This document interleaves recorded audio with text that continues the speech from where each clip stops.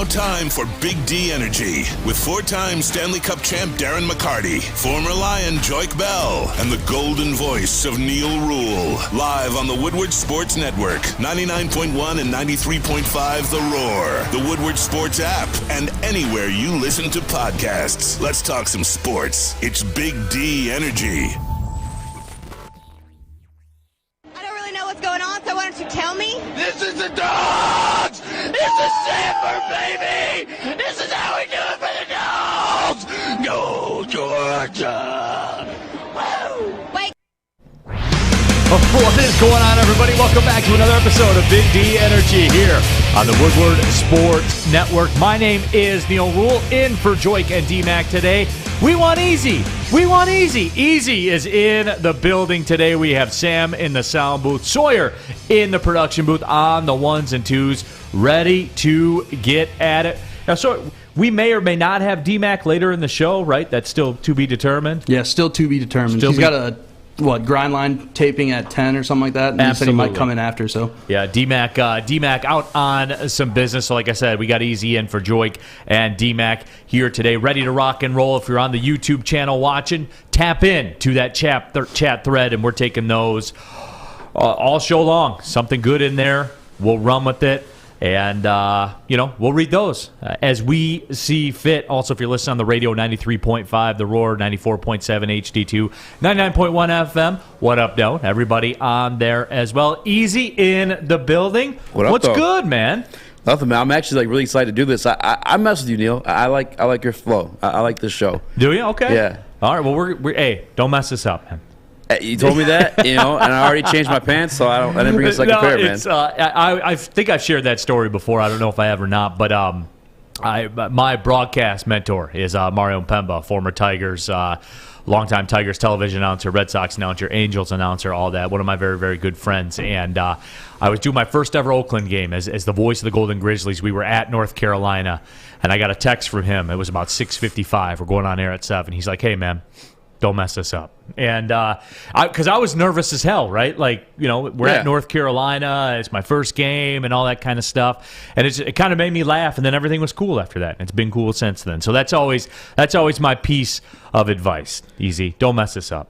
I think you used a different word earlier, though. I did use a different, but we're on radio now. So you can't, it's not, satellite radio or anything like that. So happy to have everybody along for the ride. Big Georgia win last night. We will discuss. And, I saw on social media where people were talking about what they thought the ratings would be and how they're not going to watch. A lot of people at this station, at this network, there were people that were tweeting how this will be the lowest rated game. And then later on, they tweeted about how good of a finish it was. So, whatever.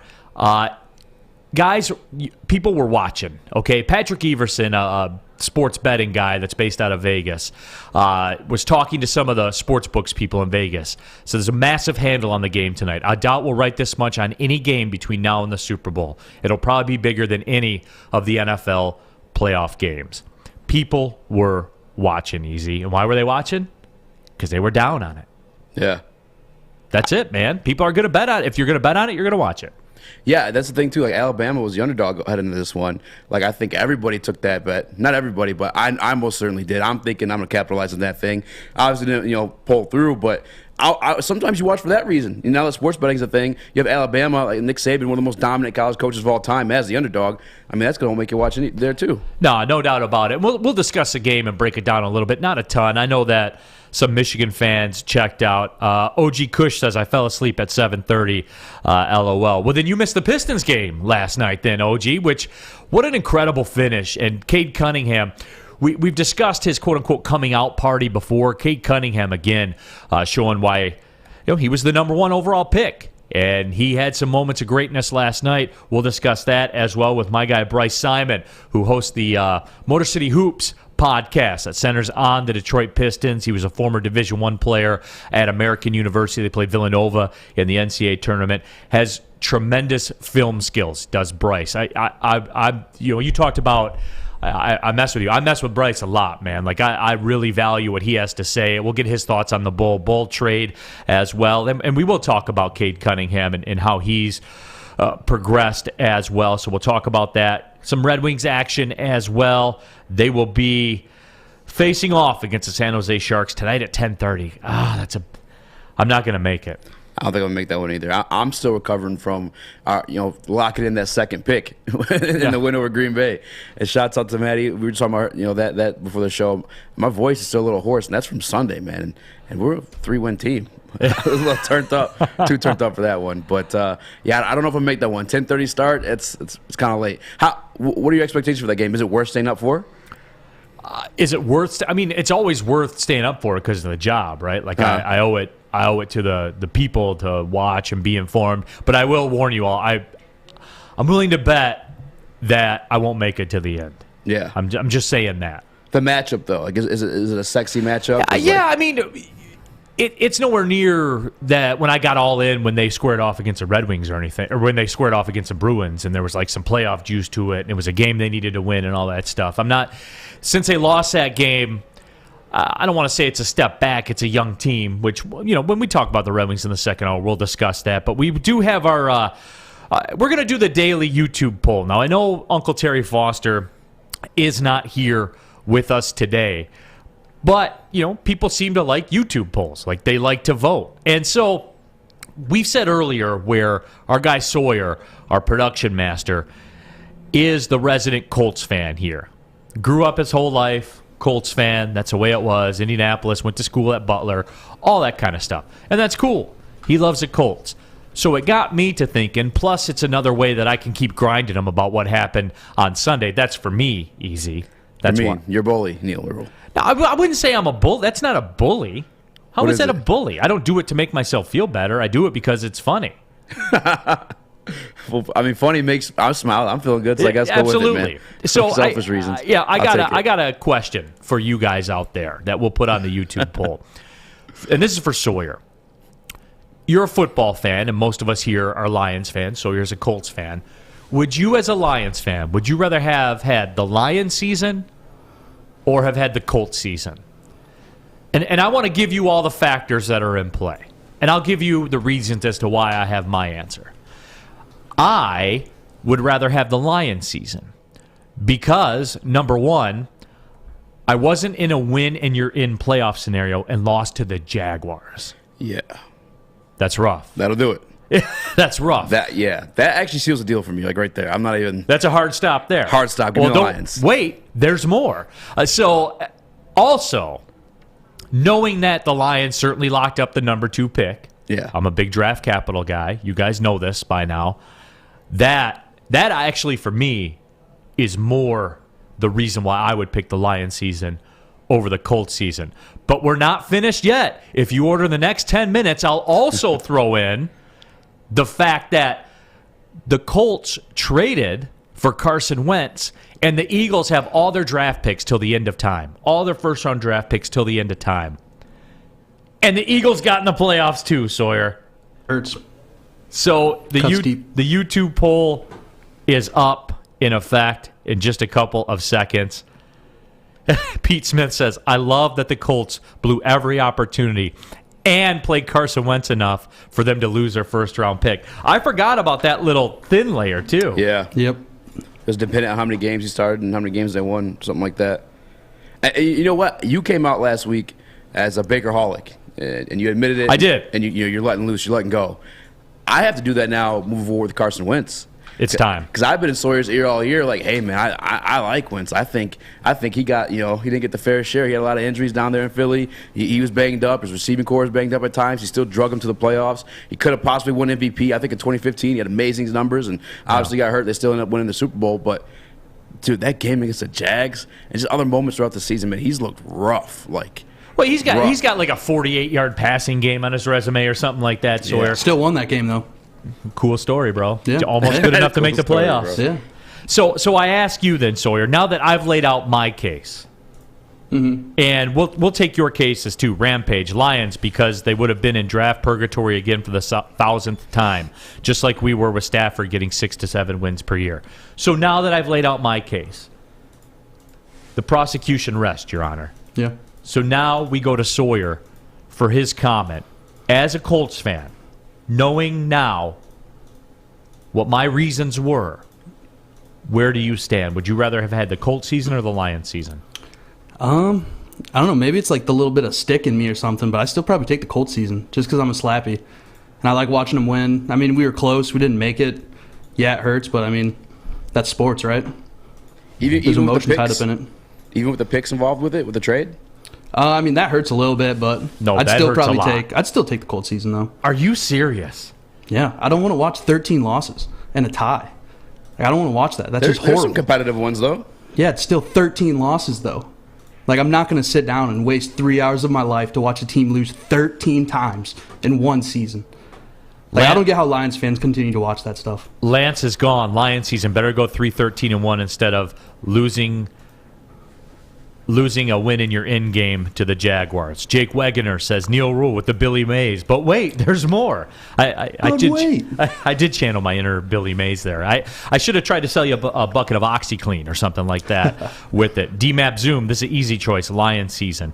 Canuck Duke, the loss of the draft pick is the dagger being twisted even more. Be real with me, Sawyer, because for me, I think that's awful. Yeah, I mean, it is horrible because we have no capital. And we're not going to be able to, like, replace Carson Wentz or anything, fill in new things. But, I mean, I still trust our front office. We'll be able to make some moves with free agency. And, I mean, Sean Murphy's on my side in the chat. Colts, because at least they were in a playoff conversation.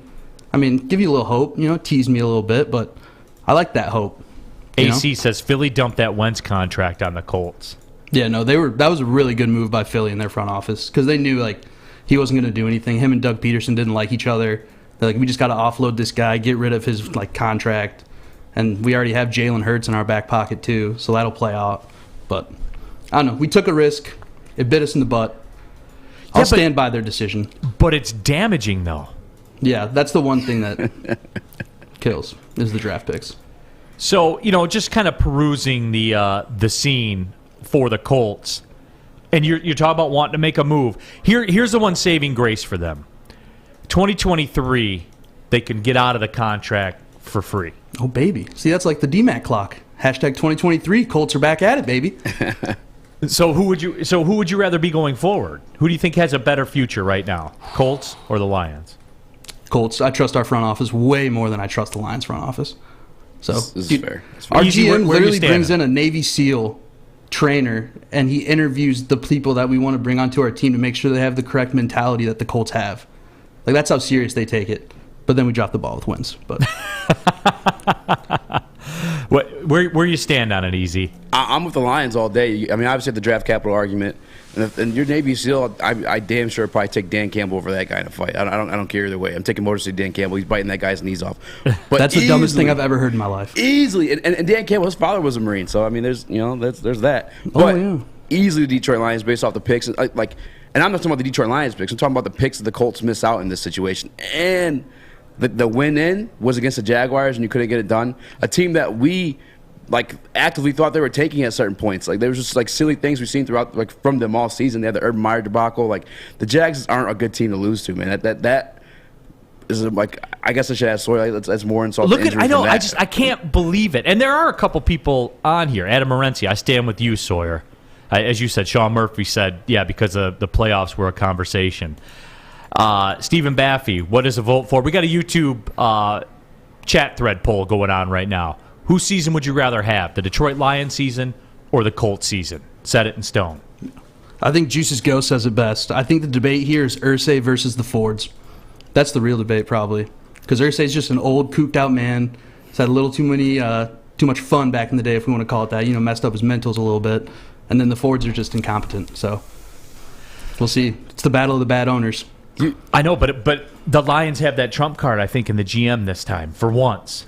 Yeah. For once. For the first time in 30 years. The Colts got a good front office, though. I mean, they built a pretty damn good defense. They got lots of cap space. I just wonder, what they're going to do at quarterback position now with Carson Wentz. Obviously, looks like he's not it. They got to free out after next year. Yeah. They can cut him and let it go, and it's over, which the pretense is that, right? I mean, that's the ground zero if you're the Colts.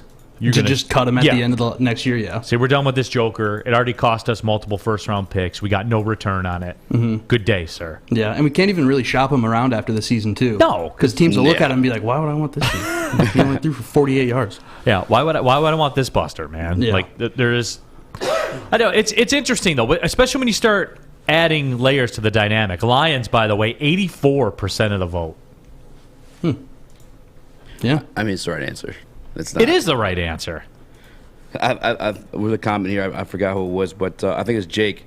Losing to the game where there's fans literally dressed up as clowns, the dog of the franchise. Like, see, that's another layer I didn't even think about. that was great though. I like that. The effort was strong. There was no doubt about it. Hey, we're changing things up on you guys right here. I need everybody in a clean mental frame of mind. Okay, Guardian Alarm gets it. I'll pause for a second. I'll let you gather your thoughts. A good defense on and off the field helps you feel secure. Guardian Alarm, state-of-the-art technology, helps you feel safe, helps you feel secure. 24/7 local monitoring. They have convenient features you can check on your home. Turn on and off the lights. Temperatures. Raise and lower the temperatures, man. You want that house to be warm when you get home. And look at it this way, too. Drop that heat when you're gone. And then right before you leave the office, crank that heat back up. Save yourself a couple bucks, too, on your heating costs because we got our gas bill in the mail. Jesus.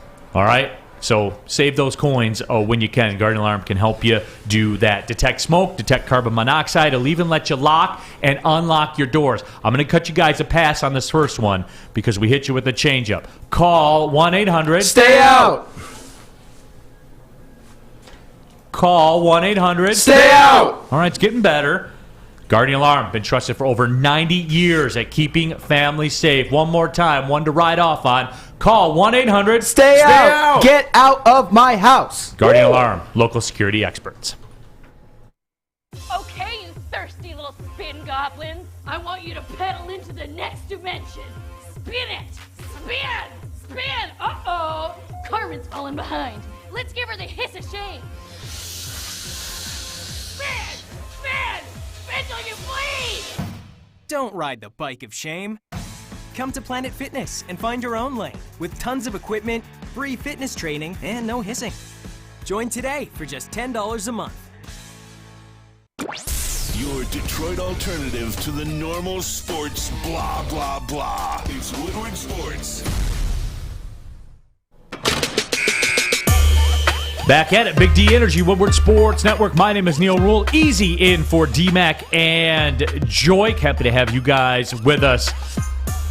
Wherever you're listening to the show, YouTube channel, if you're listening on the radio as well. Cool, man. Happy you guys could spend some time with us here today. Remember, don't forget about the podcast page as well. Click subscribe on iTunes or the Google Play Store to the Big D Energy Podcast. Latest episode goes right to your phone. If you're lazy like me, it's perfect. Don't have to do anything. You open up your podcast app. It's right there. Rewind, fast forward, all that. Sam and Sawyer here in the house as well.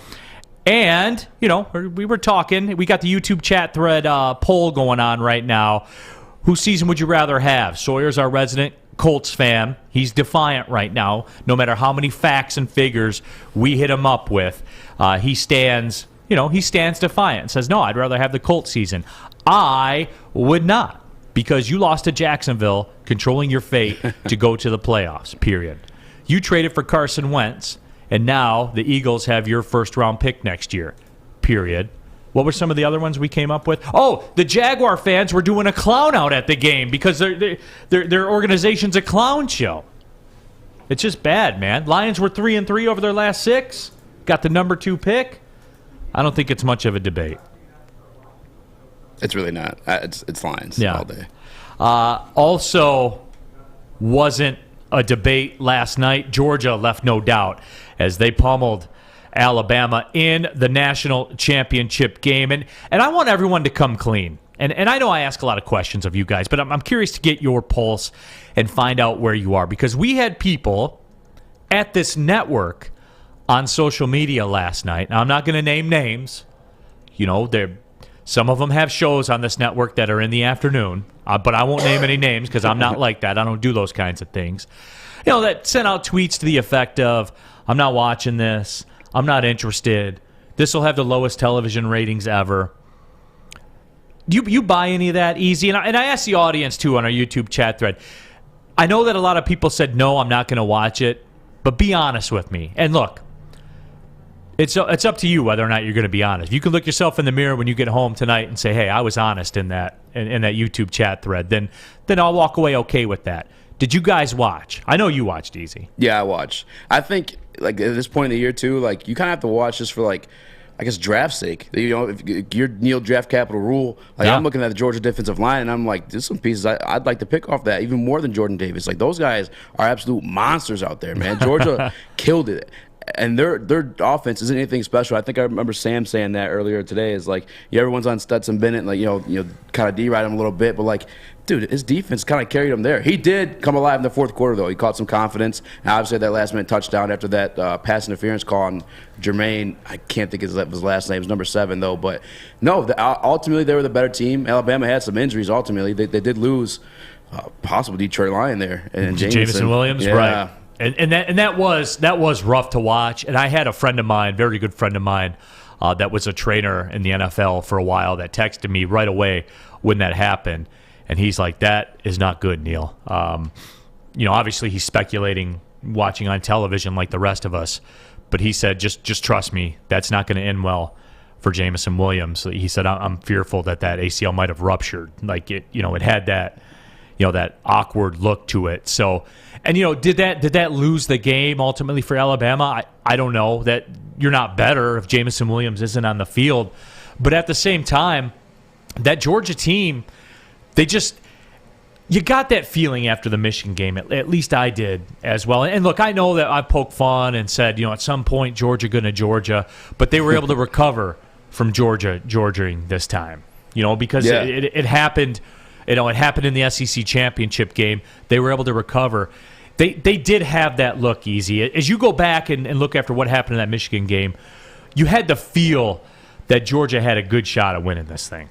No, absolutely. I think when you have a defense as dominant as those guys are or can be, like you're going to be in the game regardless. You're always going to have to give yourself a chance. Another point that I was talking with Braylon about last night is like very rarely do you see a team beat a team within like a month. Like 60 days of each other. It's tough to sweep teams. You see in the NFL these division games. Like it's a tough thing to do. If there's anyone who could do it, though, it would have been Nick Saban. But again, how much? Let me ask you this: how much do you play the receiver injuries into Georgia winning that game? Because even my man Jamison, before he went out, was the second leading receiver in the game in terms of yardage, and that was in the second quarter of the game. No, I mean, it was a factor, no doubt, but it's like every other game, man. That was a factor. Was that the deciding reason? No, it wasn't the deciding reason. I think we saw that Georgia defense that stiffened when they had to, and Bryce Young certainly wasn't sharp. We didn't see that dynamic. Alabama had, I think, 30 yards rushing in the game, too. Wow. I mean, Georgia... that Georgia defense was nothing to mess with yesterday. And what I was talking about with some of my friends when we were texting back and forth, it's tangible. I know it's a cliche, and I know sometimes it gets oversold a lot, and I know up here in Big Ten country we feel as though it's oversold a lot. You could see the speed on. I know it's a bit. I know it's an old bit. The speed on that field. Those linebackers on both sides were missiles on that football field yesterday. Missiles. Absolutely. That's what I loved about it. I think Braylon and I, again, I watched the game with Braylon last night, and it's just like the closing speed these linebackers and secondary have. Big time. Excuse me. I didn't get the invite to that party. Oh, no. I asked for it. Excuse me. I was coming on the show with you today. I needed some advice. Sorry. Why not watch it, the college football championship with Braylon Edwards? But no, man, the SEC they're the SEC for a reason. Those kids are beasts on both sides of the ball. I was watching that Georgia defensive line, and it wasn't even just Jordan Davis. Like, all those guys. I think number 88, his last name's Carter. I couldn't tell you his first name, but, like, I like that dude, too. Like, if he's coming out this year, I wouldn't mind grabbing that dude late. That's a big boy. He moves quick. They're nasty. That defensive line's ferocious. I loved watching them last night. Absolutely. What do you got, Sam? The most points that Georgia allowed in a win this season was last night, 18. That's absolutely incredible. Yeah. That's insane. Well, but see, I was told that who they play and their defense was over, and they weren't. And here's the thing. Alabama did move the ball on them, but they couldn't punch it in. And guys, what do I always say all the time? What do I always say? When you kick field goals, you lose. That's just the way it is.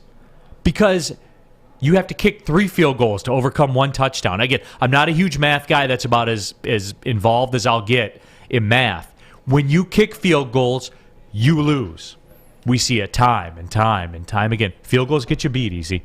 No, you're absolutely right. And again, to touch on Bryce Young, he didn't look like himself. He didn't look like the Heisman winner last night at all. He had opportunity. I think in the first quarter he missed a guy. I think it was a zag route. He missed him right on the outside. I think would have been a touchdown. But again, like you said, that take the field goal, ultimately ended up losing the game. Right, and that's the way it broke down. Jake Wegener says, I didn't think they would do it, but Georgia bounced back solid from the SEC championship game. AC says Ryan and Braylon are salty Michigan fans. I didn't name names. Don't put that on me. I didn't name any names.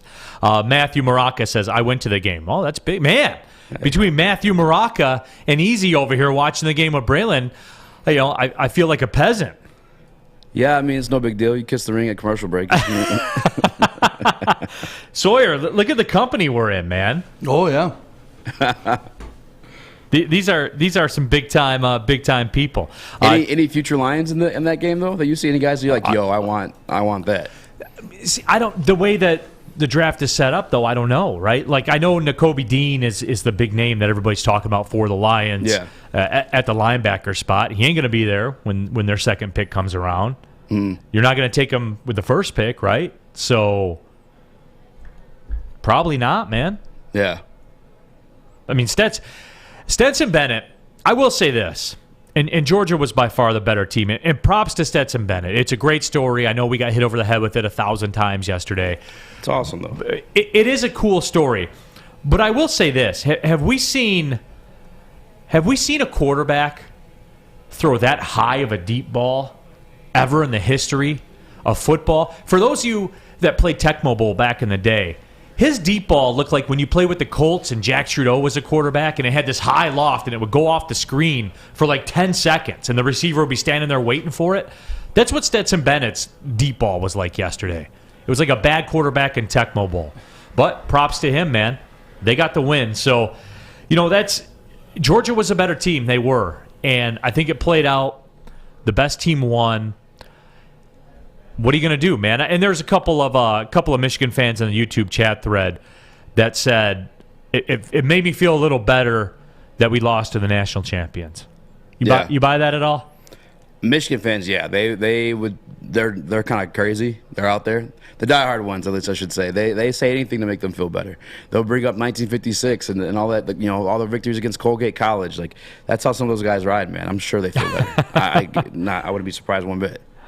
No, absolutely. It's the other thing too, where and Rack makes a good point. This is what I thought. Georgia got some big hits on Bryce Young, and he was shook. Oh yeah, and he was. You could tell, and that was. I think we saw that with Michigan too. Just time after time, when the defensive line's in the backfield, you're human, man. It's human nature to where you're like, man, these dudes are in here all the time. What are we gonna do? The next thing you know, it's the middle of the second quarter. Next thing you know, it's the third quarter, and their will's being imposed on you, and they're starting to take over. And again, because I watch for like draft purposes nearly, you know what I'm saying? Like Evan Neal, offensive tackle for the Alabama, I'm watching him. And we don't really need any offensive tackles, but I know that kid's a stud. He's going to probably go first round. And I'm watching this kid get dominated by Jordan Davis and the rest of the crew. Like, yeah, it's fun to watch. I think we got to go to break here soon, but I'm curious, where do you think Jameson's draft stock falls after that injury? I mean, it's going to depend, right? When the medicals come out and they see what the story is and what degree was there a rupture? Was it just a tear? Was it a partial tear? Yeah, it's sad to see. Again, we'll touch on this when we come back, but it does give me an opportunity to tell you about MyBookie, the moment you've been waiting for. The NFL playoffs are here. MyBookie can take home your biggest wins of the season thanks to their double deposit bonus. Sign up with MyBookie. Use the promo code Woodward. Make your first deposit. Bang! Double your money instantly in your account, all the way up to $1,000. Now you're loaded up. Now you're ready to go before the playoffs kick off. Get your picks in to take home Super Bowl 56. Bet some futures if you want. But do you think, are you a chalk guy? You think the Packers are going to win the Super Bowl? I saw they're under 4-1 right now. You got a long shot in there. people giving the Cowboys some love for some stupid reason. Maybe you want to throw your money away and bet on the Cowboys. Do whatever you want to do at mybookie.ag. The Packers, as we said, look like the obvious favorites. Don't count out the Buccaneers as well. Tom Brady is in the mix. It's wide open, so head to MyBookie and back your team all the way to the postseason. Remember, double your first deposit up to $1,000 with the promo code Woodward. Head to MyBookie, place your bets, and get ready for the intensity of playoff football. Bet anything, anytime, anywhere. Have a gambling problem? Get your life together. Call the Michigan Gambling Helpline, 1-800-270-7117. Fellas, football season is here. It's time to make your grooming experience easy like Sunday morning. Get to Lady Jane's Haircuts for Men. Walk in, relax, watch your favorite team play, and before you know it, your hair will be game ready. Get to Lady Jane's, open 10 to 8, 7 days a week. Walk in anytime. It's wicked awesome. Make sure you download the Woodward Sports app in the App Store and the Google Play Store today. Take Woodward Sports with you wherever you go and listen live on your phone or mobile device.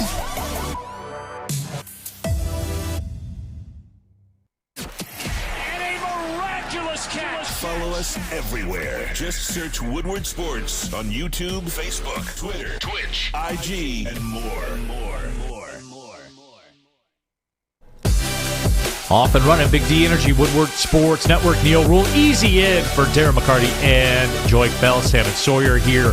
Also on our YouTube chat thread, Perry Ball says it's easier to win one game than a series of games. Yep, no question about that.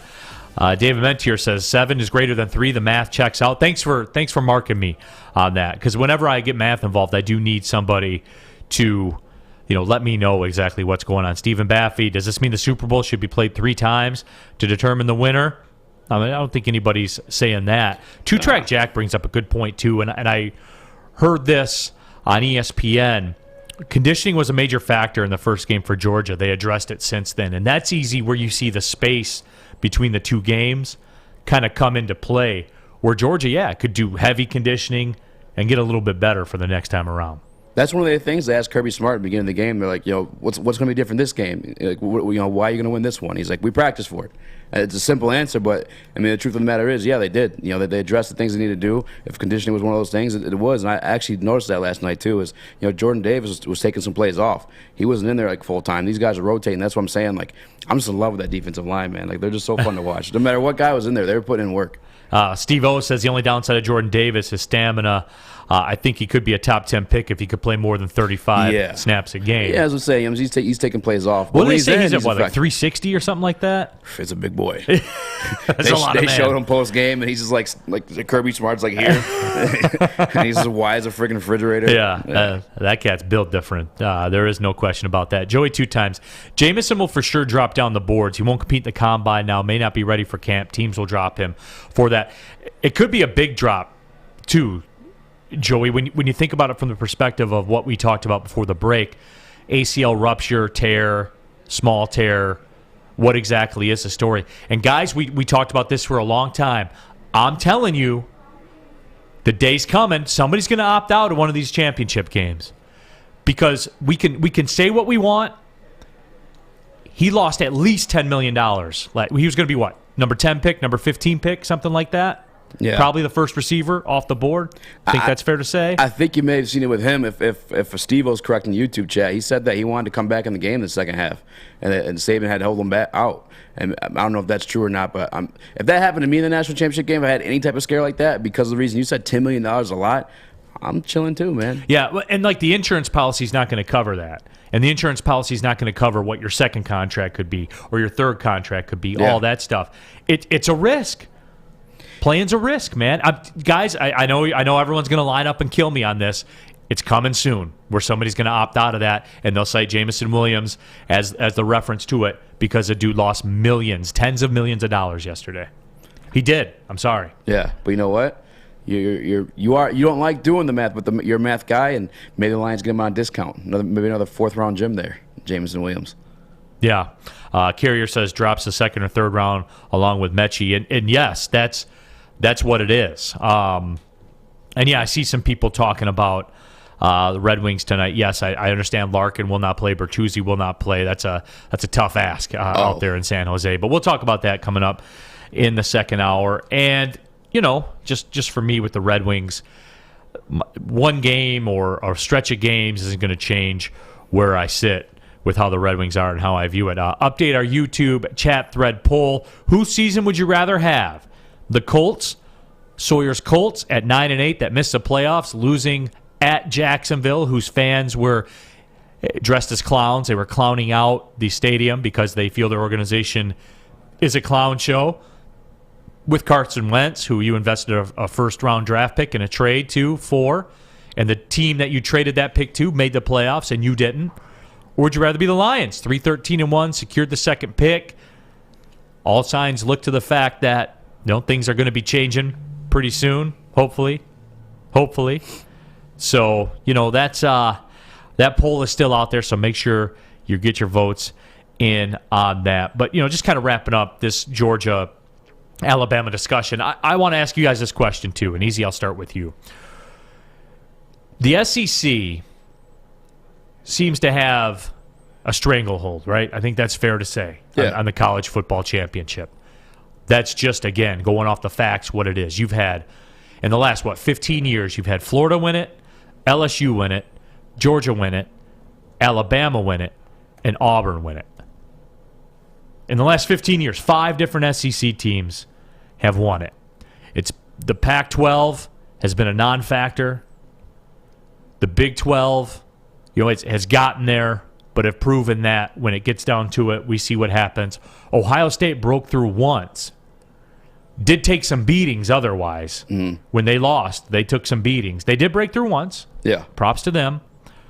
How do you change that? If you're Michigan, if you're Oklahoma, well, Oklahoma's jumping into the SEC now. If you're Michigan, if you're USC, if you're some of these other schools, what can you do about that? I think you pull a Charlie Batch. Yeah, I mean, Michigan, as I'm a Michigan State guy, but they're a blue chip program. I think you need to start capitalizing on that with the NIL deals. Let them know, like, hey, you're going to be on national TV a lot more here. You're going to be talked about a lot more here. Like, you have to sell that part of it if you're a program like Michigan. Ohio State obviously has that now. Obviously, coaching has to do with it too, but I think that's it, honestly. Like, the SEC is what it is, but now it's a fair game. You put some money into it, like. And Texas A&M will be next, by the way. And I know some of you out there know it. Some people don't. Where with Texas A&M, they spent $30 million on their recruiting class. They got the number 1 recruiting class in the nation. $30 million in name, image, and likeness deals spread out to all the different recruits that they're bringing in. It's big-time business. It's so big that you got Nick Saban up there talking about. I know we discussed this yesterday. Nick Saban saying up there, hey, we got to have some checks and balances in place. We got to get some limits going here.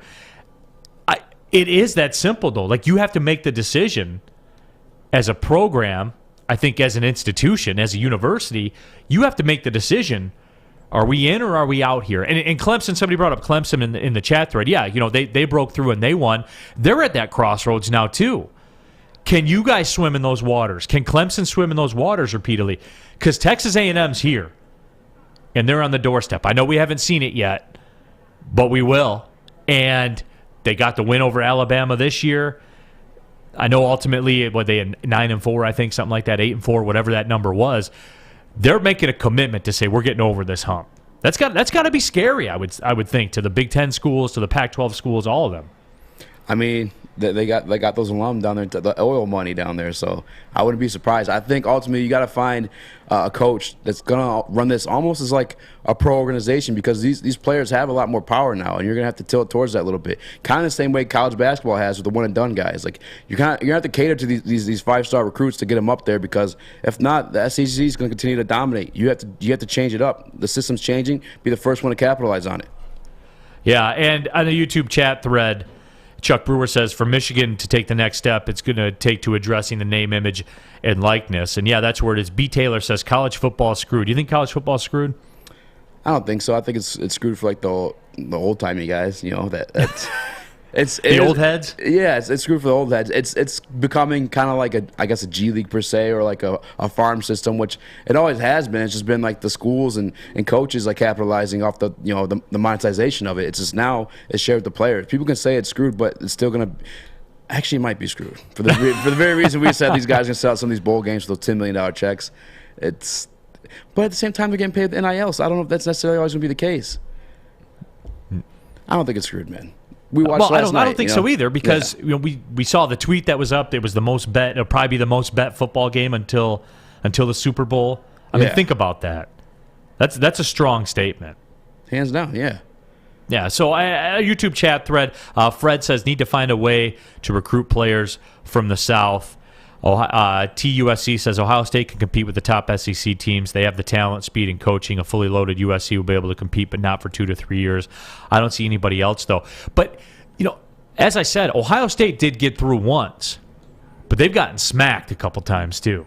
They're still like a respectable program, though. No, I'm not saying that. Yeah. They're definitely respected. They did break through that one time.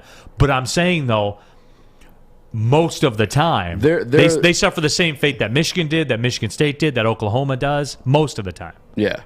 Yeah, and they're going through some changes recently, too. Like, they might lose their head coach as well. So, who knows where this all lands. I just think you have to capitalize on the way things are changing, kind of like the way Mel Tucker did with the transfer portal.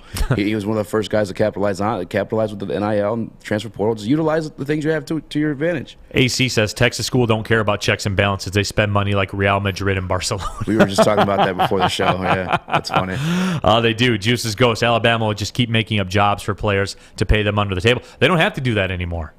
Like they are essentially making up jobs. And my understanding of what Texas A&M did was they had a list of recruits that Texas A&M was interested in, and their big-time donors got together, formed a bunch of LLCs, created businesses, and went to the recruits and said, hey, there's $1 million deal if you sign on with Texas A&M. Here it's a $500,000 deal if you sign on with Texas A&M, and you'll promote these companies that we just created. Play the game. I mean, but it's legal. Yeah. Everyone seems kind of salty right now, but I mean, it is legal. Like, anybody can go do this. Yeah, it's not. As I'm saying, it's not unfair. It's not before the SEC was paying them, but it's underneath the table. Now it's all in the open where you could do it. Like, play the game. Right. Play the damn game. CJ says it's still 3 teams from the SEC, 1 from the ACC, Ohio State, and maybe Oklahoma. See, CJ, I don't know that that's the case, man, because the quote unquote also rans that we talk about in the SEC, the Auburns, the Floridas. They have ships on their resume, man. Recently. Yeah. So, you always have to be mindful. And then we talk about Texas A&M. Oklahoma's coming in there as well, although I think Oklahoma and Texas are going to get what they asked for. You feel me? You're going to bring it to them? Oh, no doubt. Yeah. Like, it's different waters down there, man. Like, Matt Carrier says Texas giving $50,000 to every scholarship lineman. So, as Michigan fans, as Michigan State fans, are you guys prepared to do that? Do you want to see that? Well, Matt Ishbia made a deal like that for the men's football team and basketball team, right? Yeah, but that's just the start. Yes, you know, I mean, Miami Hurricanes did that. Each player's getting $6,000 from some gym chain that's down there in South Florida. Everybody, like, there's so many of these things now. It's not even news when they do it. It's news when the amount is significant. Yes. And that's the thing. What do you think about Caleb Williams? You think he'll take that $1 million, or you think he's going to get more? He's getting just more that? than that. Yeah, he's getting more than that. And he even said it. I'm going to the highest bidder. What? He came out and said it? Yeah, him and his family have been talking about that. I'm going to go to the highest bidder. You got to play the game. You want to win. You got to jump in. Just call up Steve Ross. That's my question to you guys. Do you want to see this? You want your school to do it? You want Michigan to do it? Michigan State to do it? You contributing to the athletic department? I know what Sawyer's contributing to. The $2 mystery beer vending machine at the Folding Warehouse. Oh, yeah. Can confirm. I don't even need sources say. I know it for a fact. Oh, yeah. No, you know 100%. And, I mean, I'll be there this offseason now that we finally have weekends back. Don't have to do post-game shows, pre-game shows. I mean, the Folding Warehouse is going to be the place to be. You got to head on down to Hamtramck and check it out. It's the birthplace of this game, Folding. You're just bowling with a football. It's one of the most fun things I've done in a while. There was some in Indianapolis where me and my fraternity brothers would go play during the weekends, but the main location is right here in Detroit, in Hamtramck, so you have to go check it out. Creator of the game wanders around the warehouse, talks to you, teaches you how to play, super cool guy. I mean, it's like you're walking into a big old family reunion every time you go to the Folding Warehouse. It's great. They have 2 bars inside the massive warehouse. You can get a drink anytime you need to. Over 100 beers. As Neil said, the $2 mystery beer machine. I've rolled the dice twice. I've got a PBR and an Old Milwaukee, so That's $4, and that's 2 winners. Straight dubs. Yeah, it's easy. You're winning every time you play. You can come in, pay $10, play for as long as you want unlimited play, or you can reserve a private lane for your family reunion, your corporate event. We had our Christmas party there for Woodward Sports. Or, just reserve it for your friends and family to come hang out. So just check them out at FollingWarehouse.com or go to the Folling Warehouse in Hamtramck. This is Big D Energy here on the Woodward Sports Network with Neil Rule. Easy on the desk today. We got Sam in the audio booth, and I'm in here just pressing my buttons. We'll be right back.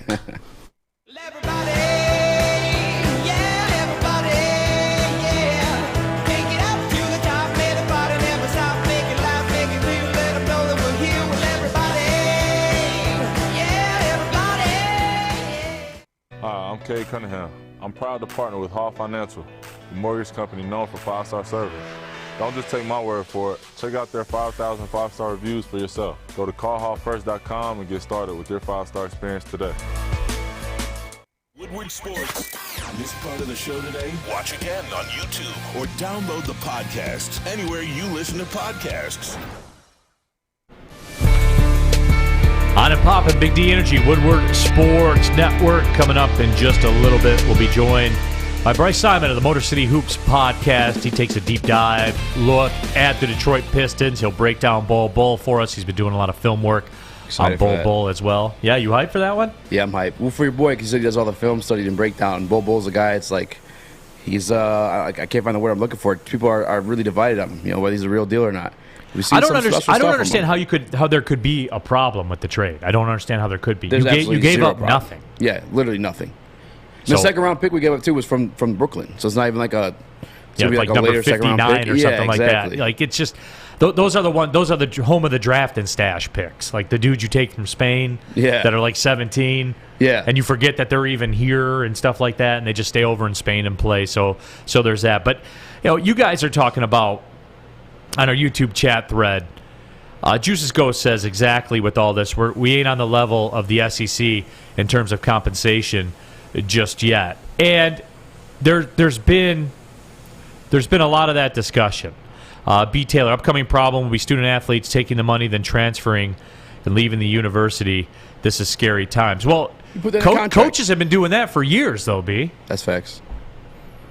So, I don't have a big problem with it. I get what you can get. The coaches do. See, why is it different? Why does it get to be different for the coaches than the players? I couldn't tell you. I don't get why that's the case either. I think that's absurd. I think the players kind of speak for itself. You look at the SEC and how they dominate. The players, and football is a thing where the coach is going to help you and benefit you. But you got players like you do in the SEC. Like, it's all about the players. Pile them up. That's how you're going to win. No, it is. Robert says Oklahoma and Texas have big money to start spending, but Chuck Brewer says the Sooners are about to become Nebraska. So remember that when Nebraska signed on to get in the Big Ten, and everybody was talking about that. Oh, what a big get. This adds to the national Nebraska's been a joke since the second they stepped on the scene here. That's part of the reason I'm not like a big college football fan, because there's no who's going to be good every single year. You know what I'm saying? We just watched the SEC Bowl last night. Yeah, but I could say that about the NFL too. You can't say that about the NFL. Did you think the Packers were going to be good? Yeah, the Packers are going to be good, but it doesn't guarantee them to win the Super Bowl or be in the Super Bowl. Do you think the Buccaneers were going to be good? Yeah, but they're going to make the playoffs. Do you think the Rams were going to be good? It's not the same. It's exactly the same. It's not the same at all. Alabama's winning. Who can win the Super? Easy. Who can win the Super Bowl? Any one of those teams. Who? Anybody in the playoffs. That's how the NFL football works. You think the Dallas Cowboys can win the playoffs? Yes. Or win the Super Bowl? Yes, they can. The Philadelphia Eagles won the Super Bowl with Nick Foles against Tom Brady. The NFL, there's so much more parity in the NFL. Stop. What are you talking about? I am impressed, though. It did take you 49 minutes to start speaking some Saban nonsense. has 7 of them. Right. It's the same 4 teams, just like the NFL. Who do you think is going to be in the conference championship, Easy? In the NFL? Yeah. Who do you think it's going to be? It'll be the Packers. Tough. The AFC's been ugly. It'll be the Packers hosting. It'll be I have to pick my AFC team. That's what it is, because the AFC's been like flippy floppy. If they truly get Derrick Henry back, I wouldn't mind taking Tennessee. I like their style of play. So the 1 seed, they'll be hosting. Yep. Okay. Real groundbreaking there, right? Anybody can win. So you got the 2-1 seeds. So there's only 2 other teams. Hold on. How you say yes? Anybody can win? I just gave you the Nick Foles example. How's that not? How you just dismissed that already? I think that Eagles team was a little bit better than this Eagles team. Easy. I don't think I'm stretching when I say that. Juices Ghost says Michigan has to do it, or we're going to be left behind, and that's where it is. Everyone's got to take a look around and say, are we going to do it? Are we going to get in the mix? Because if you don't, you're going to be left behind. AC, remember what Easy said about Brady? What'd you say about Brady? He's not entertaining. Tom Brady doesn't play an entertaining style of football. It's not an entertaining brand of football for me. My man Sam agrees. It's not anything to say he's not great. Tom Brady's the greatest quarterback of all time. He makes the right play. He makes the smart play. Not always the sexiest play. All right? It is what it is. That's part of the reason why Alabama lost last night. Bryce Young had a chance to dink and dunk his way down the field and score again, but they kept going for the home run touchdowns. That doesn't work that way. It's the truth. It's not sexy, but if you dink and dunk your way down, make the right play, you win football games. Yeah. Joey 2 times says if a player leaves before the contract is up, he has to pay the money back. It's not hard. Joey, there'll be somebody in line behind him at another school that will say you don't have to pay the money back if you leave here. See, I think that's what we're having a tough time wrapping our head around. The players hold all the leverage now. And if they don't like a deal, guess what? There's 10 other schools that are lined up behind them that'll do what the player's asking. That's the way this is going to go. See, I think that's what we need to accept internally, that the players hold all the cards in college sports now. These high school kids, these high school recruits, they hold all the cards now. The system has totally shifted in much the same way the coaches hold all the cards.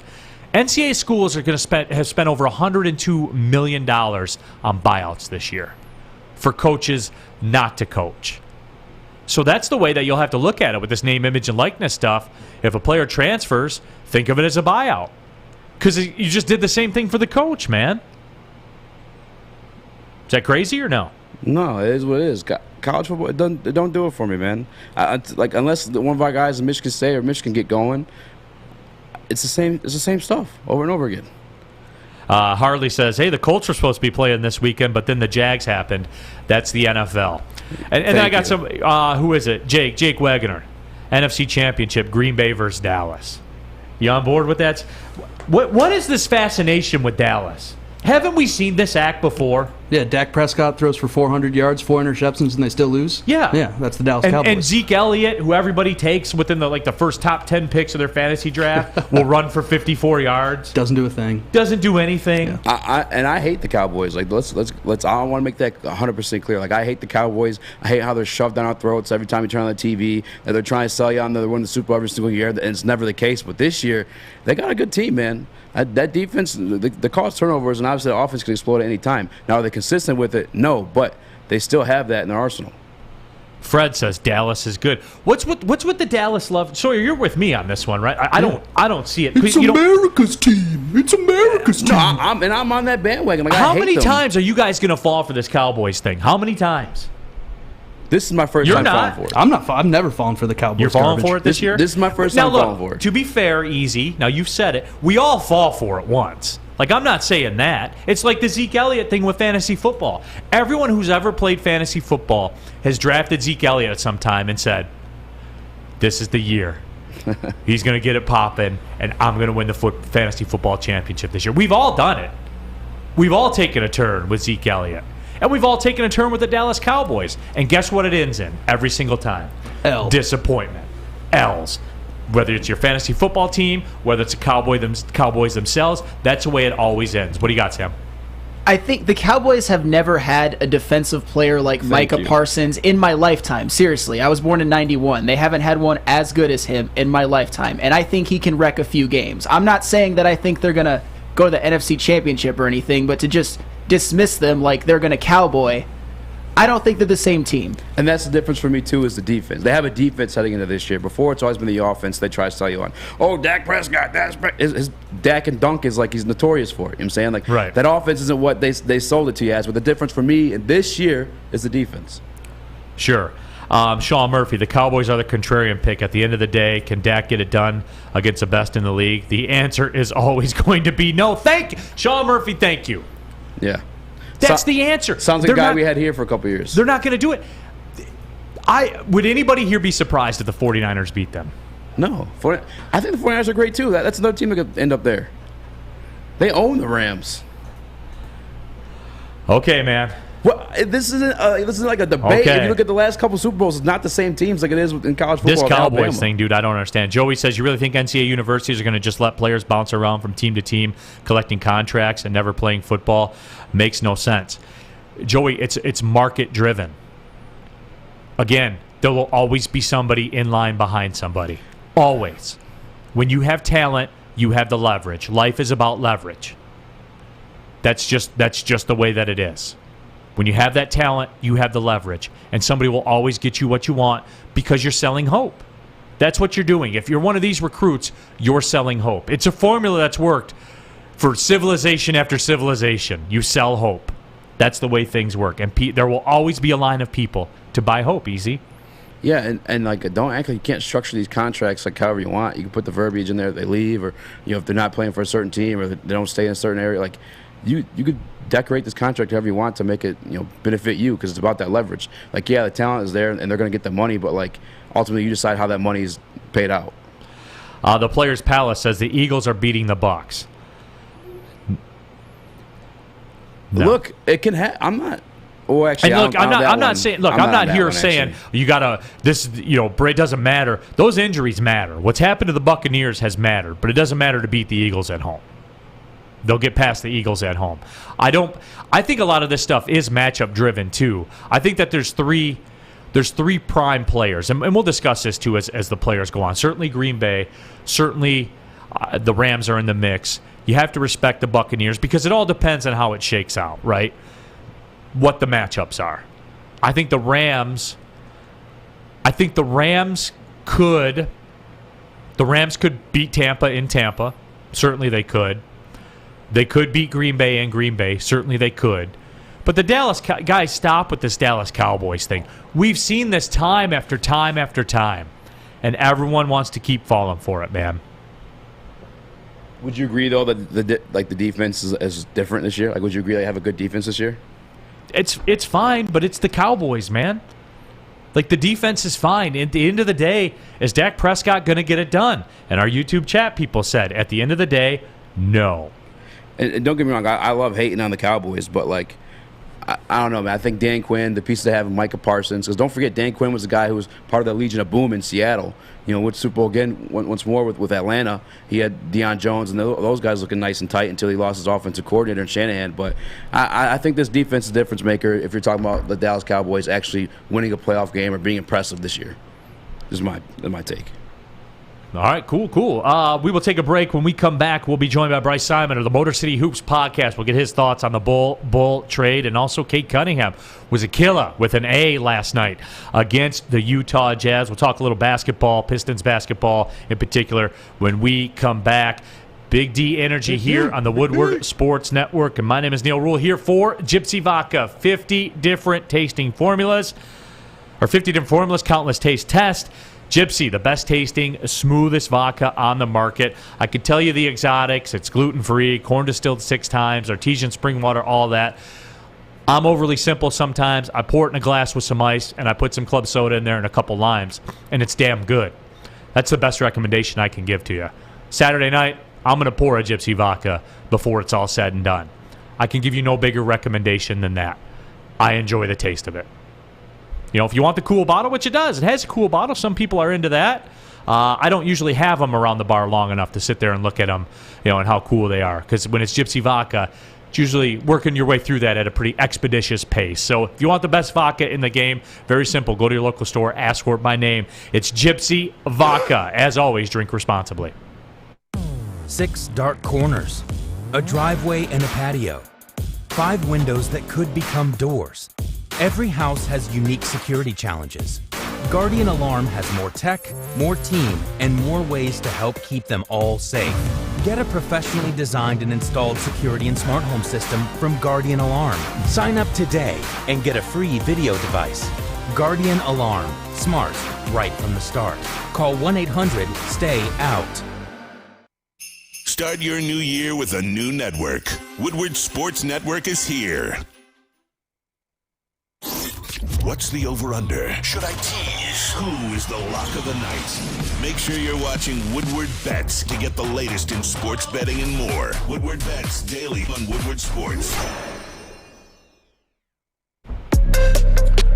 Back at it, Big D Energy, Woodward Sports Network. Neil Rule, easy in for Darren McCarty and Joik Bell. Happy to have you all with us on Big D Energy. Pistons got the win last night in Utah. They were down by 22 at one point in that game. I know because I flipped it on the radio and was listening to it and was like, oh boy, this one ain't looking good, especially after coming off that big win against the Bucks. But in the end, they stormed back in the second half. They put up 78 points in that second half before ultimately they got the win over the Utah Jazz. Nice little win there, Easy.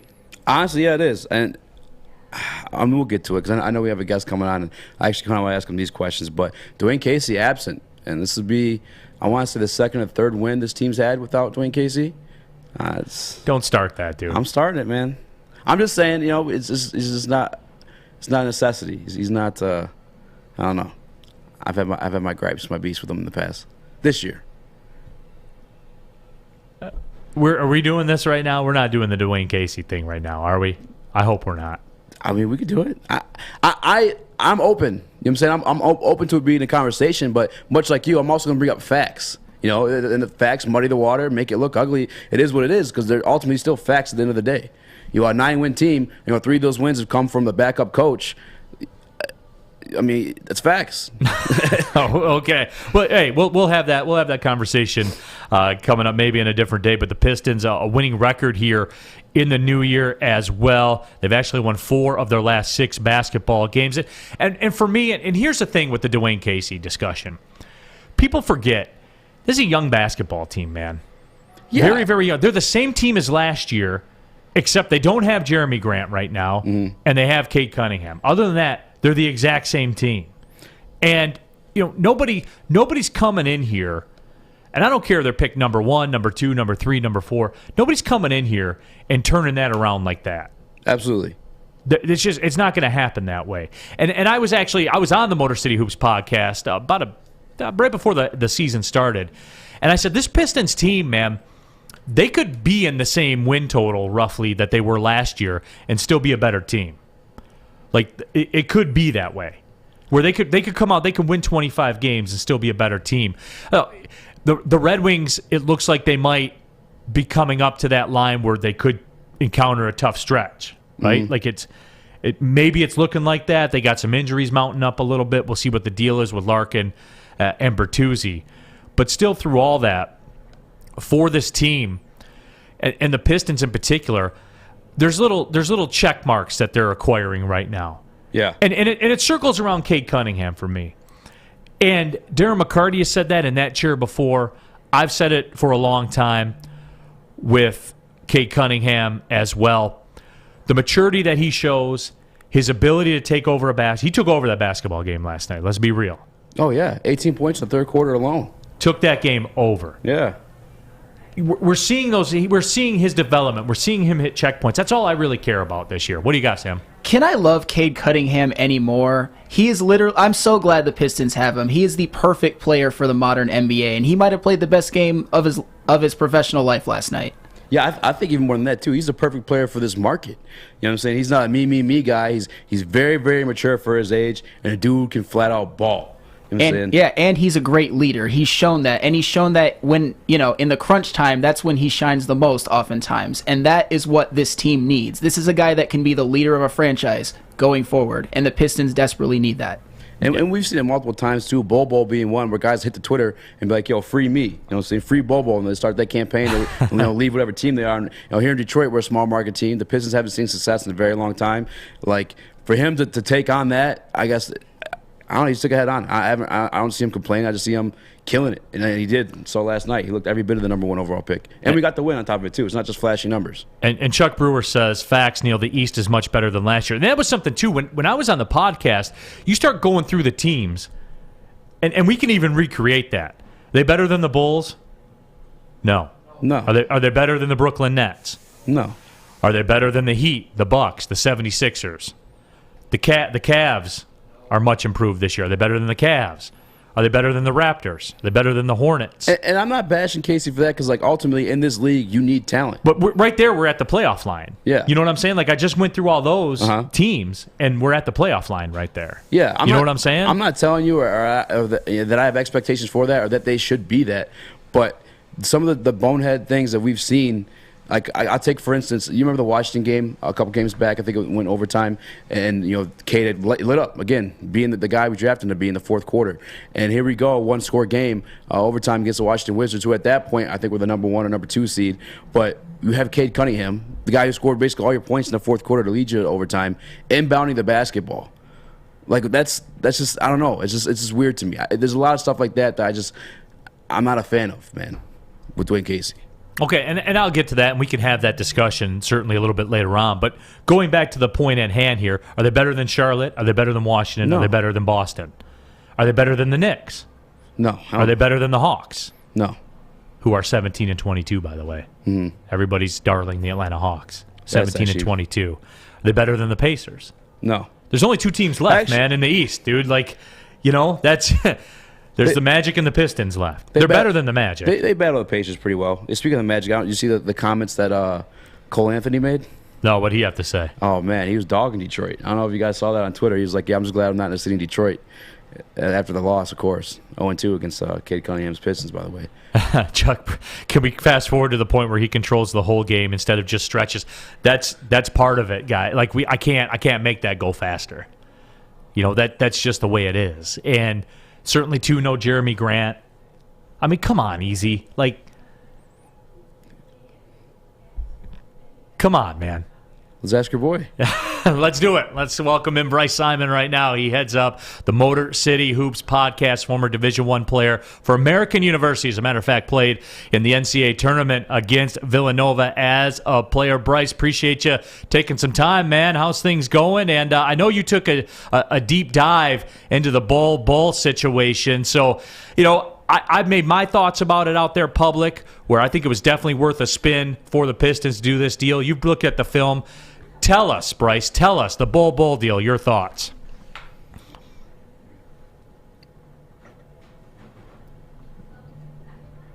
Oh, yeah, so I took a deep dive into him, and that should be coming out soon.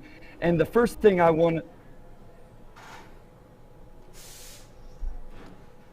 Sorry, I don't know, am I behind here?